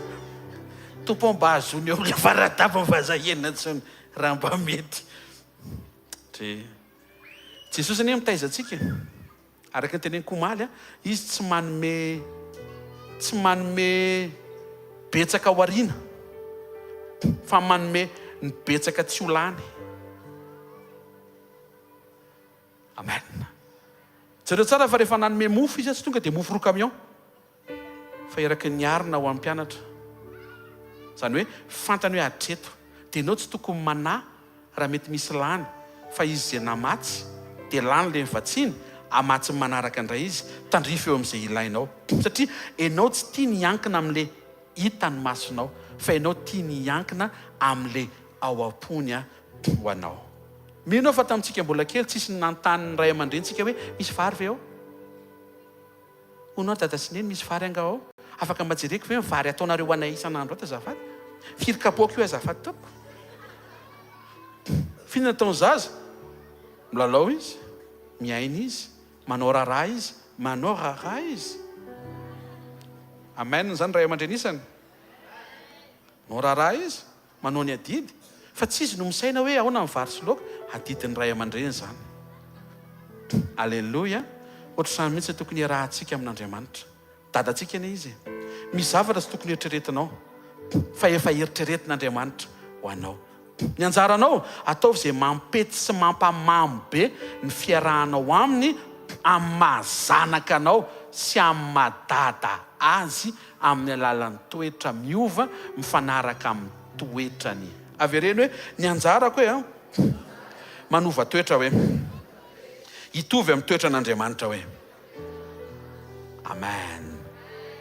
Rehefa nitsangana tamin'ny Jesosy dia namaika azy dia ilaza momba ny fanjakan'Andriamanitra.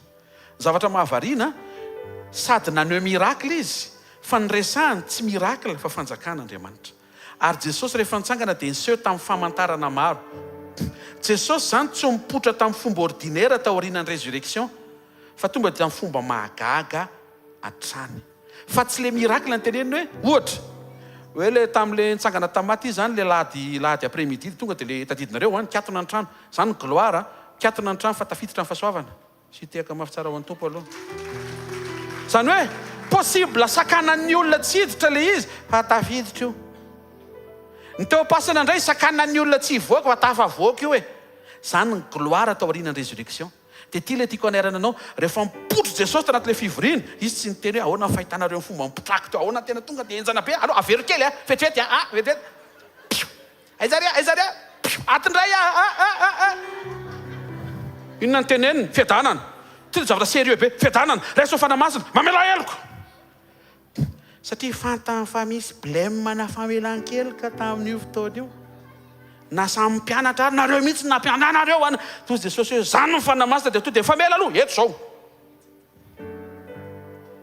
Ny olona manana fanamasina mamela eloka. Ny fantaniky dia ny hoe manana fanamasina fe ianao.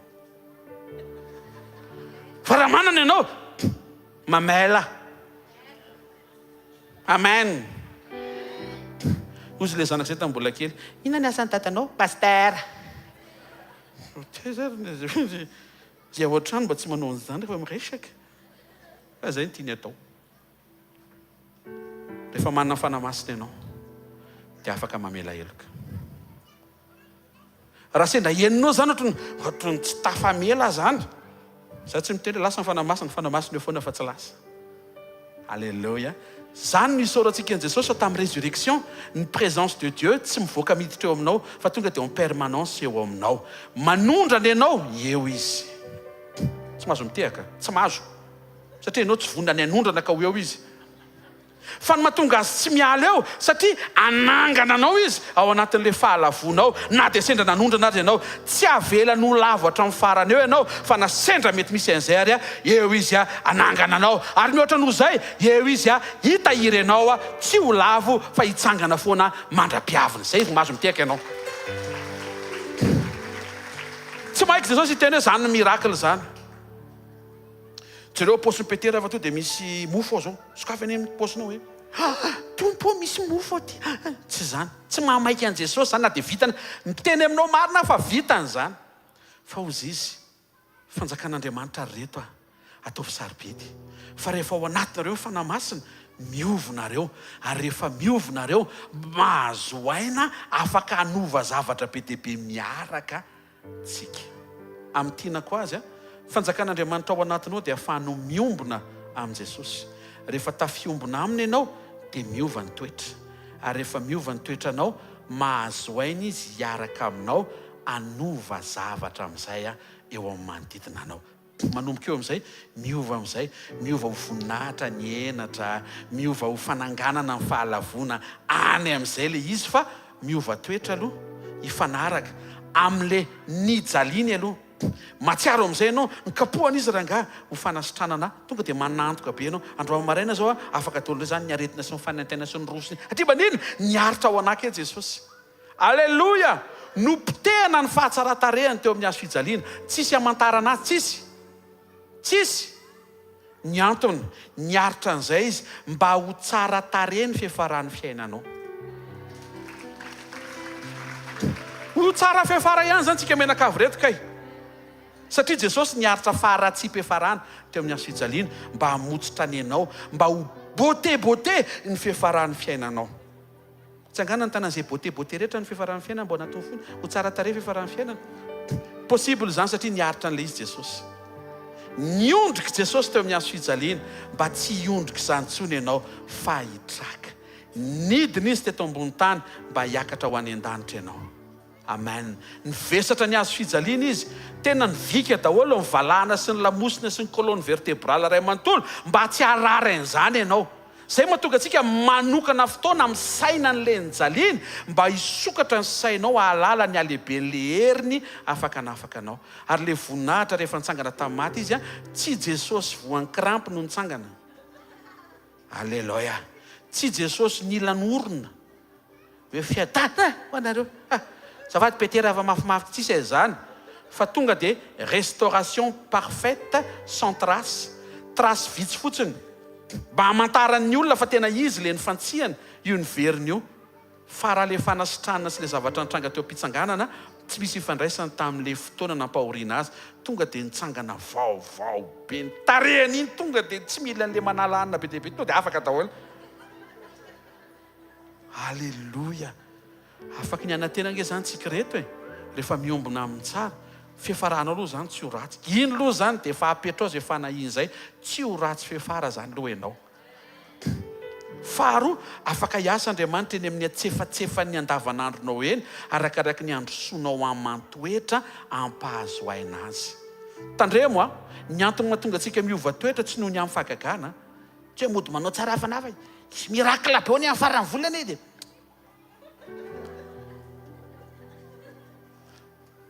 Tovotra n'le tsara hafanava mandray karama ihany zany.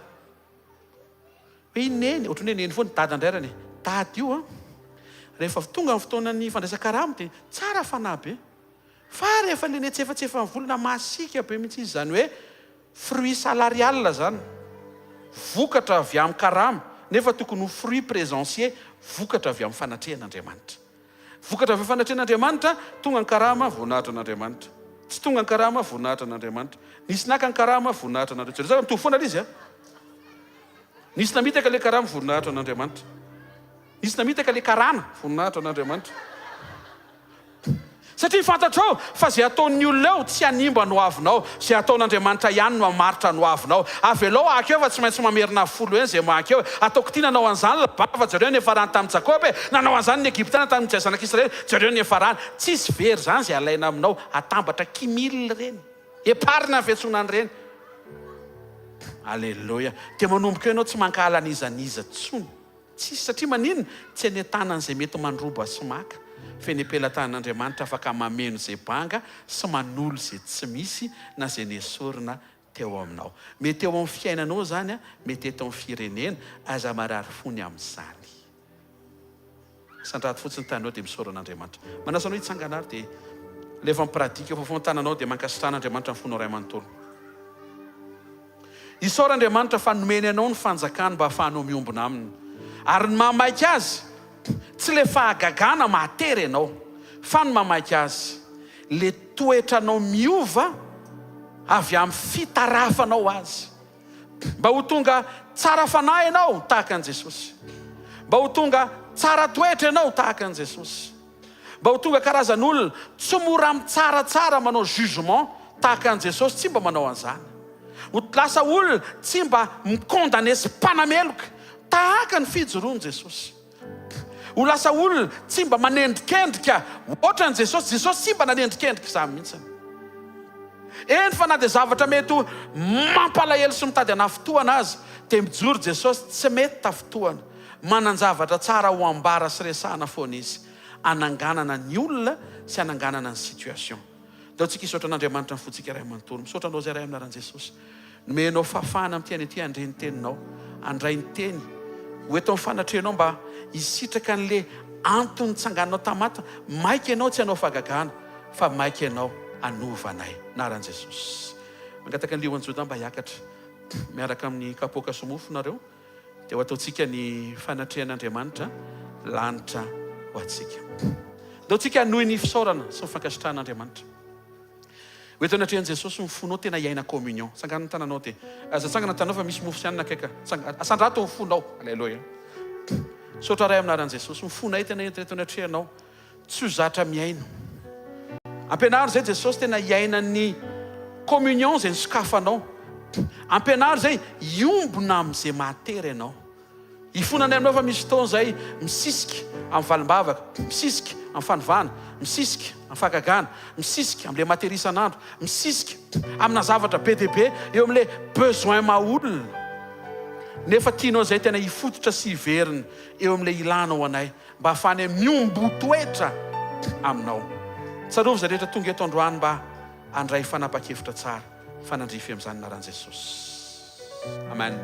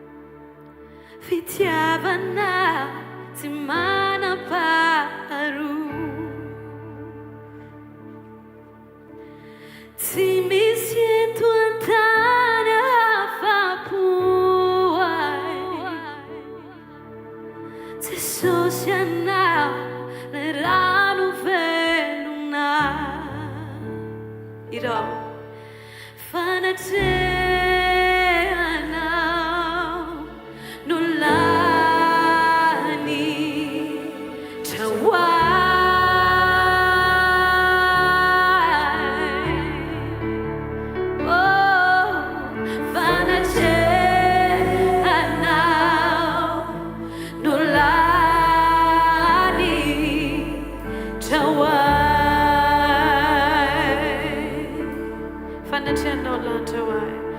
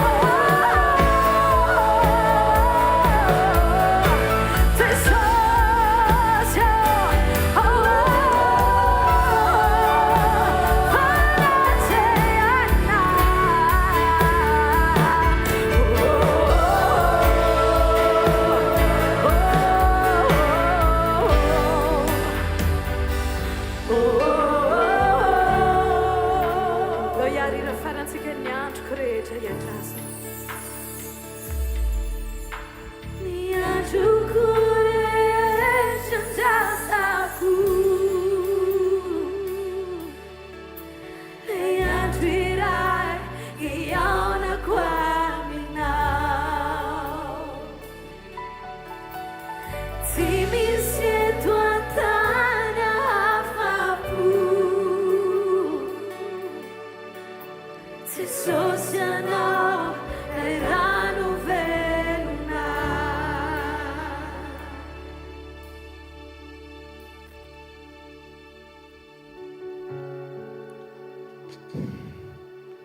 Matsiaro ny voalaza ny Isaia hoe tsarovo izy izy ny aty lavaka izay niadinanao sy ny vatolampy izay nakananao. Mino aho fa rehefa mipotra teo anatreha amin'ny mpianatra Jesosy teny hoe fiadanana. Tena tsiaro ny mpianatra hoe taizitsika no hitan'i Jesosy sy ny tsipon'ny Jesosy. Raha Petera zao nresantsika tena tsiaro Petera hoe ndre saika adiny tany naty trondro tany. Raha tsy nisehoan'i Jesosy dia mody nataony hoe afaka makeo amin'ny sambo, mody nataony en'izay. Nefa ny tena marina tsy nila ny sambo amin'ny Petera akory izy satria Petera ny ilainy. Afaka nandeha teny ambony rano izy hitoriteny tamin'ny vahoaka ary tonga dia varatra be zany toriteny zany hoe sady ny ambony rano mitoriteny fa mody manontany izy afaka miaraka aminao a. Dia Petera tsisy tondrana dia niditra Jesosy. Teo Petera natsiaro Jesosy raha tsy teo ianao very. Tena tsiaro Petera le famaliana kely foana hoe zanak'olona natao atolotra dia ho faty. Sanatria anao dia le valivali braingina kely reny. Hozy Jesosy, Petera efa afaka ho anao mba tsy ho levona amin'ny finoanao. Tadidy amin'ny Petera daholo zany. Raha vao tsy mahatadidy ohatr' izany ianao tsy hatanjaka mihitsy ny communion anao. Anatin'ny 2 minitra sy 4 minitra samitsika matsiaro izay efa nitondran'Andriamanitra sy nataony teo amin'ny fiainanao. Zavatra mety tsy mba niainanao tany amin'ny 20 taona lasa 10 taona lasa mba efa omen'Andriamanitra anao ilay izy zao. Na ihany koa mety hoe zavatra tsy vitanao tanatin'ny 20 taona mety resaka aretina na fanaintainana fa efa mba nisitraniny ianao dia efa afaka mba verina miaina ty fahasalamana ianao. Sakafo mifono dia misaora azy. Misaotra anao izay ray aminaran'i Jesosy. Misaotra betsaka satria efa teo amin'ny fiainanay ianao hatry ny ela. Eny hatramin'ny fotoana tsy nahafantaranay efa teo ianao dia efa teo ianao. Niaro anay tsy ho faty ny fahatalana. Ny famindramponao mbola mahatonga anay tonga eto amin'ny fanatrehanao andro amin'ny maraina. Misaotra betsaka zavatra tsy mba niainanay tany amin'ny 20 taona lasa omenao ny opportunité androany ahafahanay miaina an'izany. Ao ihany koa ny mety zavatra tsy vita tany aloha fela be fa rehefa nikasika sy nanasitrana ianao dia afaka miverina miaina an'izany. Ao zao mety sitrana tamin'ny allergie dia afaka mihinana sakafo tsy azo nohanina tamin'izany. Ao mety nampahorian'ny ranomaso sy ny adi-tsaina aman-taonany fa rehefa nisehonao dia lasa niaina tanaty fiadanana. Ao ny mety nanana faniriana maro samihafa amin'izao efa miaina an'ilay faniriana izy satria tsara ianao sady mpanao tsara. Ndre tsy mankasitraka sy misaotra anao. Misaotra ny amin'ny fitsangananao matoy izao anay. Misaotra ny amin'ny fahasoavanao matoy izao anay. Misaotra fa mandefa teny sy maniraka mpanompo hatrany ianao. Atonga anay tsy ho diso na hifandiso amin'izay tianao any anatin'ny fonao anay. Tsarovo izay rehetra tonga eto Jesosy ao anatin'izao fotoam-pandraisana izao iombonanay tena sy iombonanay raha aminao mba ho atao anatinay hatrano ny fiainanao ary hamenao anay ny fiainanao ary ianao tokoa ny velona atao anatinay. Amin'ny anara maherin' Jesosy Kristy velona masina sy manan-kera avy Nazareta. Amen. Raiso ny mofo eny an-tananao dia amerina an'izay nitenenin' Jesosy aho hoe ary ny raisin'ny tompo mofo teny aminy rehefa avy niarany sakafo tamin'ny mpianatra izao nambarany hoe raiso hano izy izy tia ny tenako izay nivakiana ho anareo. Zao natao ho fahatsiarovana fa ny nofoko ny tena fihinana ary ny rako izy ny tena fisotro. Izay mihinana ny nofoko sy misotro ny rako ny manana fiainana mandrakizay ary za hanangana azy amin'ny andro farany. Rehefa mivakiana ny tenan'i Jesosy dia fanasitranana satria nidiakapoka taminy fanasitranana ho atsika. Mahita amin'ny anaran'i Jesosy fa ho sitrana ny fifandraisanao amin'ny tompo, ho sitrana ny fifandraisanao amin'ny ankonanao, ho sitrana ny fifandraisanao amin'ny mpiara-manompo aminao, ho sitrana ny fifandraisanao amin'ny fianakavianao, fifandraisanao amin'ny mpiara-mianatra ho an'izay mianatra, fifandraisanao amin'ny mpiara-miasa. Ary ao anatin'izany dia hiaina fiadanana ianao avy amin'ny fanatrehan'Andriamanitra mahazo aina. Amin'ny anaran'i Jesosy misaora azy.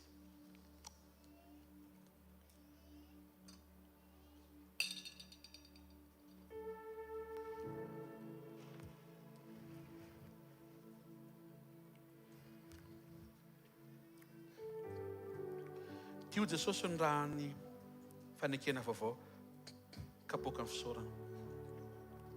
Raha latsaka ho famelana ny elokarao. Aoka ny fony tsirairay avy anandratra fisaorana an'Andriamanitra. Misaora azy fa mbola eto ianao. Misaora azy ny amin'ny fiainanao. Mety hoe tsy amin'ilay eritreretinao fa miombona amin'i Jesosy dia fantaro fa io androany io ny tsara indrindra. Raha tsy io dia efa zavatra ratsy be dia be no mitranga. Misaora azy. Mankasitrahan'Andriamanitra ny amin'ny fomba hitantana ny fiainanao, ny fomba hamaliana ny vavakanao. Misaora azy ho an'izay manana tokantrano tonga eto. Misaora azy ny amin'izay mety tsy mandeha amin'izay lohan'ny koa tokantranonao fa misaora fotsiny moa. Misaora an'Andriamanitra izay rehetra manana asa. Aoka hisaotra an'Andriamanitra ihany koa izay mety ho tsy manana asa, mety tsy hanasa, mety ho very asa. Misaora azy fotsiny. Efa miasa Andriamanitra ary miasa ao amin'ny mangingina any amin'ny tsy hita maso. Fa ny fitiava mahatonga azy tsy mangina ary tsy tsahatra izy raha sy tanteraka izay mba tokony ho anao. Amin'ny anaran'i Jesosy Kristy avy Nazareta anao nambarako ary fa voavela ny eloko ao noho ny anarany masina. Misaora azy.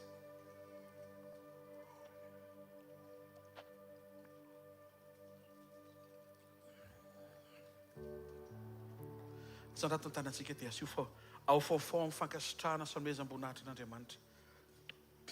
Misaotra ray amin'ny anaran'i Jesosy ny amin'ny fahafahanay. Nandray ny teny ny ankohaka sy nanao ny fiterana.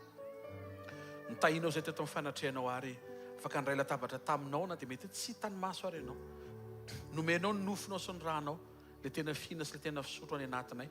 Any anatinay zany izao ny fiainanao indray.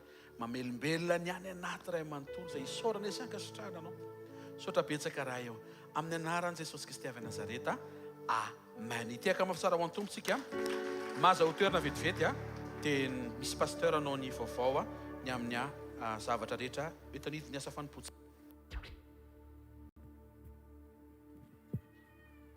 Alléluia. Miarabantsika amin'ny anaran'i Jesosy.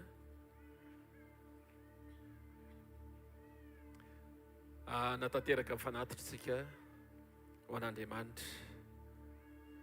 Dia ampatsahivana foana izay manome ampifaliana no ankasitrahan'Andriamanitra. Aza miferitsaina rehefa manome ho an'Andriamanitra. Amen. Miaraba ny izay vaovao tonga eto ihany koa dia fampitatana foantsika. Fampitatana foantsika mandra-piavin'ny tompo dia miara-miakatra. Amen. Takizao indray ny fandaminana eto anivon'ny asa fanompoana. Ny sampana décoration mamijanona kely rehefa avy eo ny misy fandaminana kely ho atao tahaka izany ihany koa ny pasteurs. Misy point kely tena fohy kely ifampiresahana vetivety rehefa vita zao fotoam-bavaka izao. Fotoanantsika ny weekend moa tsika misy fotoana maromaro izay arahana amin'ireo pasteurs vitsivitsy eto amin'ny asa fanompoana. Dia afaka manatona pasteurs ianao aiza ny mety mapety anao raha riva na raha pitso maraina na raha pitso hariva. Dia misy fotoam-bavaka, misy vondrom-bavaka izay arahana eto anivon'ny asa fanompoana miaraka amin'ireo pasteurs ireo. Dia afaka mamonjy an'ireny fotoan'ireny ianao satria mikatsaka an'Andriamanitra mandrakariva isan'andro. Araka ny tenen'ny mpanompon'Andriamanitra teo hoe manamafy ny fiombonanao ny fitadidianao ny tenin'Andriamanitra. Manamafy ny fiombonanao ny fahafahanao manatrika fanatrehan'Andriamanitra matetika. Dia izay no mahatonga n'ireny fotoan'ireny. Tsy hoe tsisy atao ilay olona. Mba tena malalaka kely dia ndao mba moriporina hivavabavaka. Tsy izany. Fa tena hafahantsika. Tonga hatramin'ny farany. Amen. Dia izay koa ny sekoly. So hoe falifaly mba misy disponible kely maraina eny anala kely dia madao mba hoeny fa tena programme n'Andriamanitra ho anao le izy. Misy sekoly zao fianarana matoa atao hoe sekoly le izy dia tsy mahay rangatsika. Sa misy tena mahay be eto. Rehefa tsy mahay dia mianatra. Dia misy sekolim-pamahana olana zao latsinainy manomboka amin'ny fito ora ka hatramin'ny valo ora sasany eny amin'ny super-u Analakely. Dia talata koa misy sekolim-panasitranana amin'ny fito ka hatramin'ny valo ora sasany. Ny alarobia sekoly fanambiana toetra amin'ny fito ka hatramin'ny valo ora sasany, deuxième étage. Mianatra tsika fa tsy mahay tsika. Dia ndao tsika tena hitady an'le tena mpampianatra. Fitaovana moa mpanompon'Andriamanitra ho ampiasainy fa tena le mpampianatra ny arahantsika miaraka mandritra ireo fotoan'ireo latsinainy talata alarobia eny amin'ny super-u Analakely. Zoma mazava ho azy tahaka ny omaly amin'ny 4 ora ny fotoanantsika eny tranom-bokon'olona Analakely. Sabotsy mazava ho azy eto no fiarahantsika miomantsika amin'ny la retraite na fiaonam-be antsika hvkl-mission na ny eto Antananarivo na ny any amin'ny faritra na ny eto Madagasikara ny any ivelany maneran-tany dia miombona eny lafy eny ny fotoanantsika ka ao anatin'izay dia hiakatra mpanompon'Andriamanitra anome andinindininy bebe kokoa tekitsika ho an'ny zany lehilahy bokosany voninahitra Jesosy. Fiadanana tompoko. Zay efa nampidirin'ny pasteur Jao teo moa izy fa naveron'ny pasteur miamina mikasika an'le atao hoe la retraite na fistana na filasiana ao anatin'ny 3 andro karakarain'ny hvkl-mission. No fahasoavan'i Jesosy moa zany dia tanterahana 23, 24 ary 25 mai ho avy zao, zany hoe sabotsy ny Pentecôte lahady ny Pentecôte ary lundi de Pentecôte. Io fiaonam-be io na la retraite spirituelle zay karakarain'ny hvkl-mission Madagasikara sy maneran-tany. Misokatra ho antsika rehetra zany io. Fiaonam-be tena hoe miavaka satria na ny avy any Diego, na ny avy any Tuléar, na ny avy any Fort Dauphin, Vangaindrano, Majunga dia hiakatra daholy. Hiakatra daholy tena hoe io angamba amin'ny fotoana voalohany atao hoe santatra ihany amin'ity taon'ity fa isa-taona dia ezahana araka ny fanampiany fanamasina dia Andriamanitra moa no nangataka an'io hoe tsy hoe mba fa hasivo an'io fa tamin'ity taon'ity le izy vao tanteraka ny asa fanompoana. Mikasika ny fisoratana anarana ho antsika eto Antananarivo marihana aloha fa ny hvkl-mission no mikarakara fa betsaka mantsy ny mpanaraka na mpanaraka radio FM 90.8 na mpanaraka page FB hvkl-mission events na mpijery amin'ny Cool TV dia be da be no mba te hoe tsy hiditra satria tsika tsy hoe cercle restreint fa mba maniry zany an'io karazana fiaonan'io dia asaina mpitiavana. Tsisy hoe membre ny hvkl fa afaka tonga daholo zany.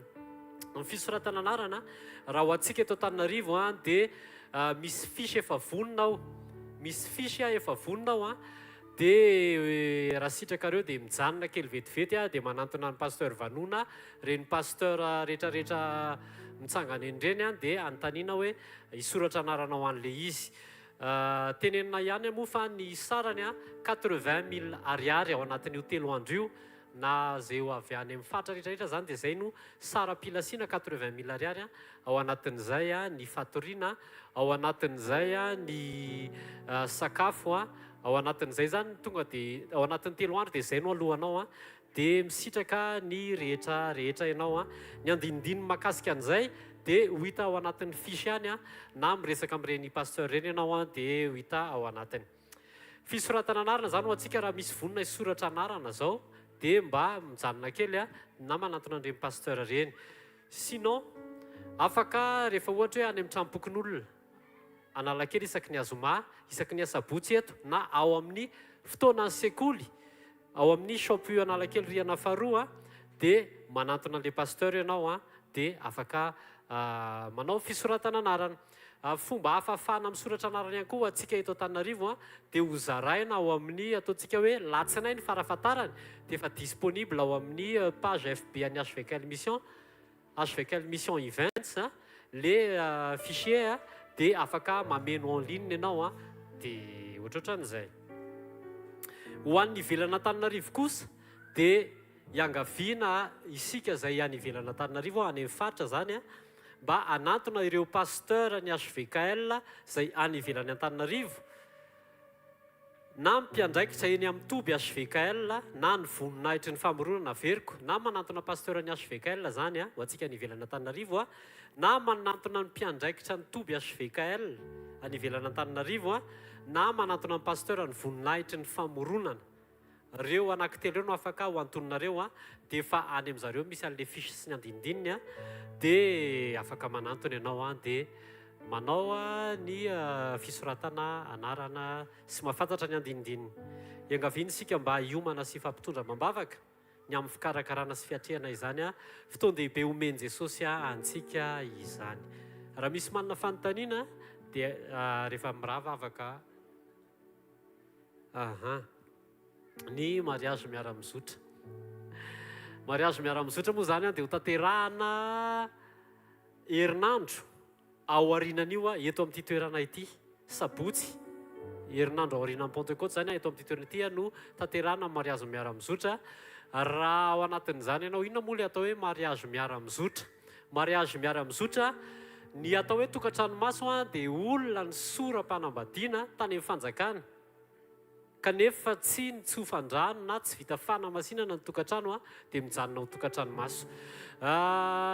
Tsy tokantrano akory zany a ny olona izay miara-matory na efa manan-jafy kely ary kanefa tsy vita fanamasinana sy tsy vita teo anatrehan'ny fanjakana.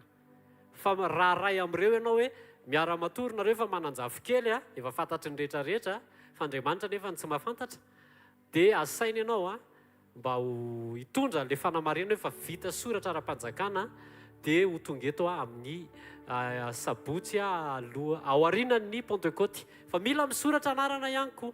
Raha ohatra moa zany ianao ka mbola tsy vita soratra ara-panjakana dia mandehana aloha misoratra dia mahazo boky dia izay vao miditra ao anatin'le mariage miara-mizotra. Izay sy izay angamba ny vaovao mahakasika an'iny retraité hvkl iny. Andao tsika hitsangana, andao tsika hivavaka.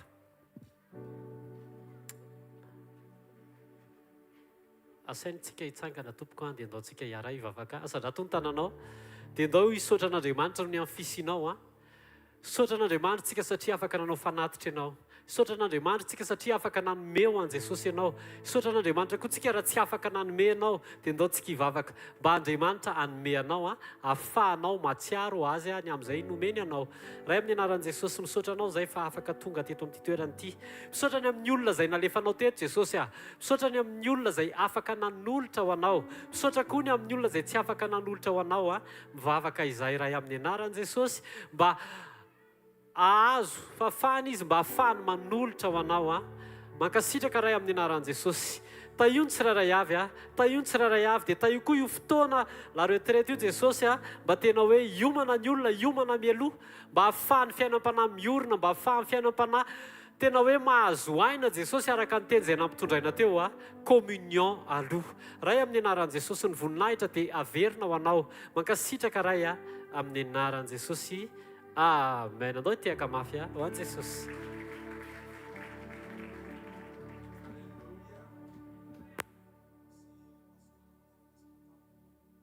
Io dia ny zavatra tsaroko toy izaho hoe pasteur roapolo taontsika ho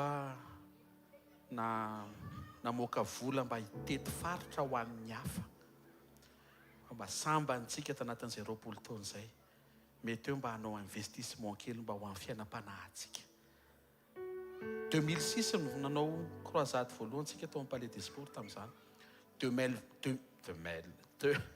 2026 androantsika fomba manao la retraite. Dikan'izay ataontsika ny anatin'ny fola izy. Mety mitentsika hoe tena mavesatra ny sarany. Tsy teneniko anao ny sarany nakany Dego tamin'izany. Tsy teneniko anao ny sarany andeha Maeva tanàna, Antsohi, Marovoay, Mahajanga, 21 jours vao verina. Tsy lafo kely io mivavah, alleluia. Ndao fa afinaritra be io a. Be dia be ny programa nomeny tompo ataontsika miaraka ao. be dia be ny session ohatreanao misy session ho an'ny ankizy kely ao session ho an'ny tanora. Ny tanora moa zany resaka zavatra be, resaka ana, resaka asa, resaka alleloia. Misy session ho an'ny ministère ao misy session ho amin'ny resaka fitoriana teny ao hoe inona ny ankasitrahan'Andriamanitra mba tsy ho disotsika. Misy zavatra be dia be ao misy récréatif koa satria amin'ny lundi de Pentecôte an'io dia misy fiarahantsika mifaly isaorana ny tompo koa fa tsy fifadikany io 3 jours io tena ankasitrahana n'Andriamanitra be dia be ny taridalana avy aminy izy fiarahana alleluia dia hitahantsika ny tompo. Tatsika hivavaka mangataka lioanjota avy hatrany dia hiakatra ary taovy amin'ny faritra marary ny tananao dia hivavaka hifampivavaka tsika raha amin'ny anaran'i Jesosy niseho tamin'ny famantarana ianao fa velona fa ny fanjakanao no nyresahanao. Androany zay Jesosy mangetaheta ny sitraka fahafenona sy fahatsarana avy aminao. Matsiaro zay miombona amin'izay nijalinao fa ny diakapoka ny aretanao fa nasitrananao anay. Manonona amin'ny anaran'i Jesosy Kristy avy Nazareta raisy ny fanasitranana eo amin'io mamparary ianao eo. Sitrana amin'ny anaran'i Jesosy. Zao famantarana zao narak'izay mino ametra tanana marary izy dia ho sitrany ireny.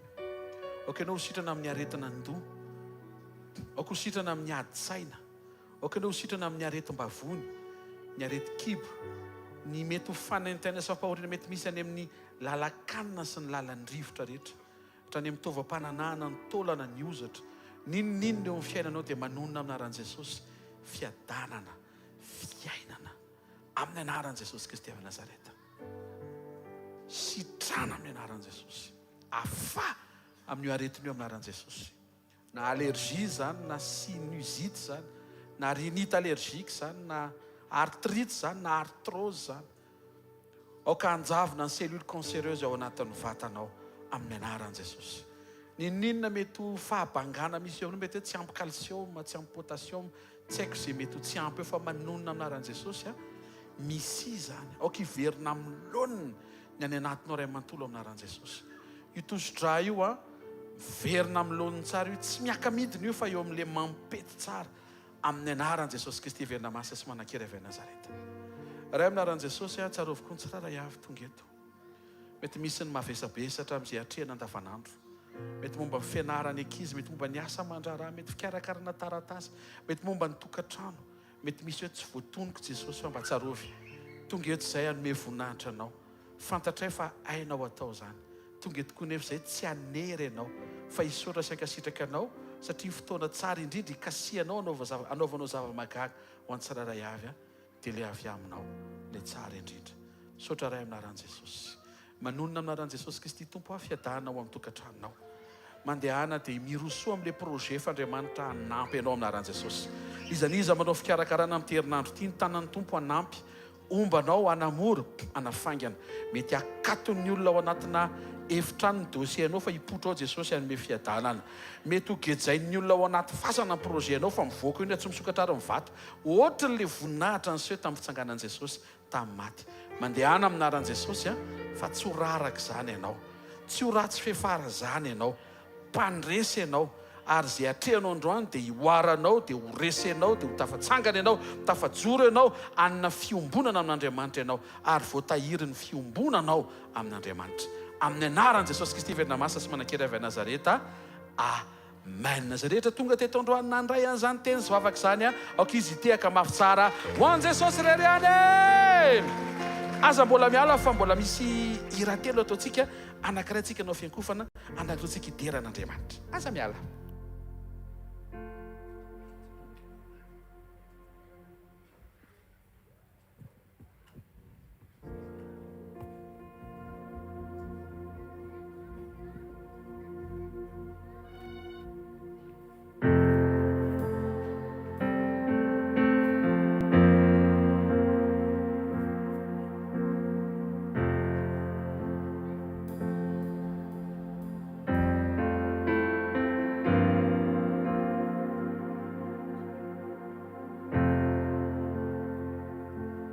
Misy mpanjaka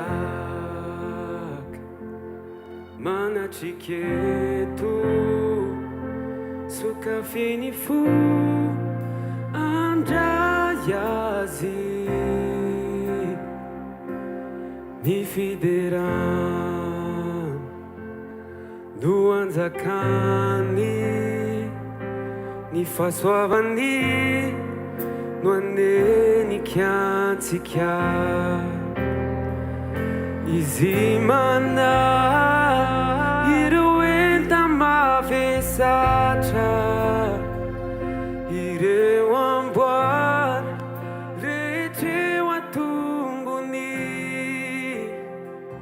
misy anarana ambony anarana rehetra Jesosy Kristy mpanjakany mpanjaka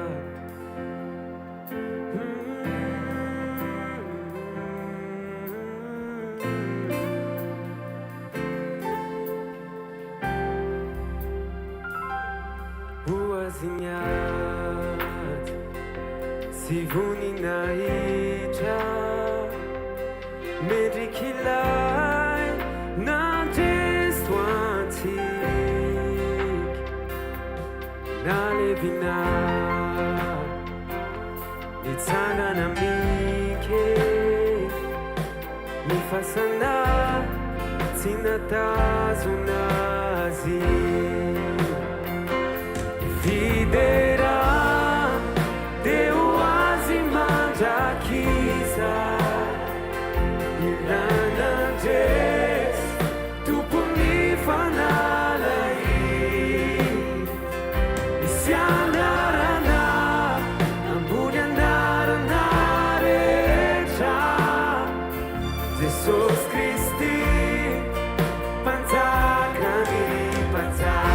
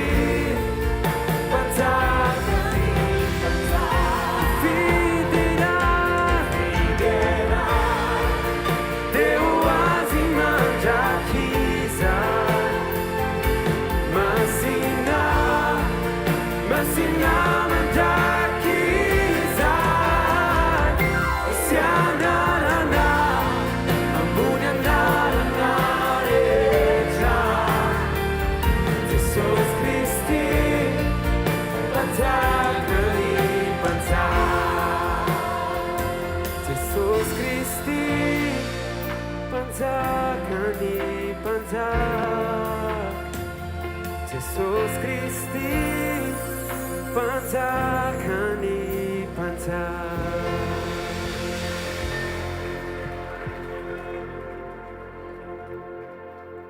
mbola ifantaka amin'ny Jesosy any Jesosy mbola matsiaro zay ny fotoana namonjenao anay tiany mbola ankalaza foana zay Jesosy fa velona mandrakizay ny anaranao velona ianao le narisiny fahafatesany le Andriamanitra mandrakizay mankasitraka Jesosy velona mandrakizay ny anaranao eo amin'ny fiainanay mandrakizay ianao Jesosy Alleluia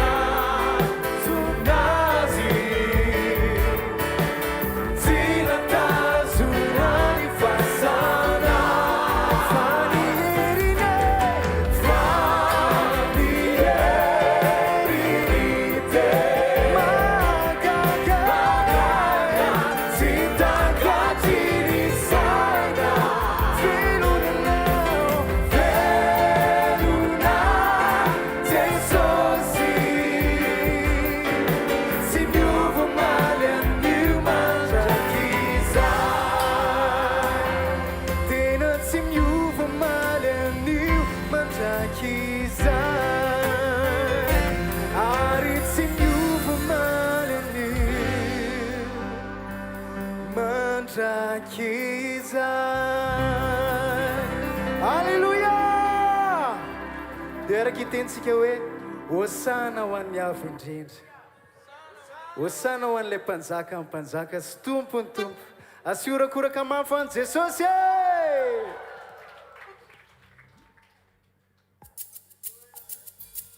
Aiza le tia tananao an tompo e!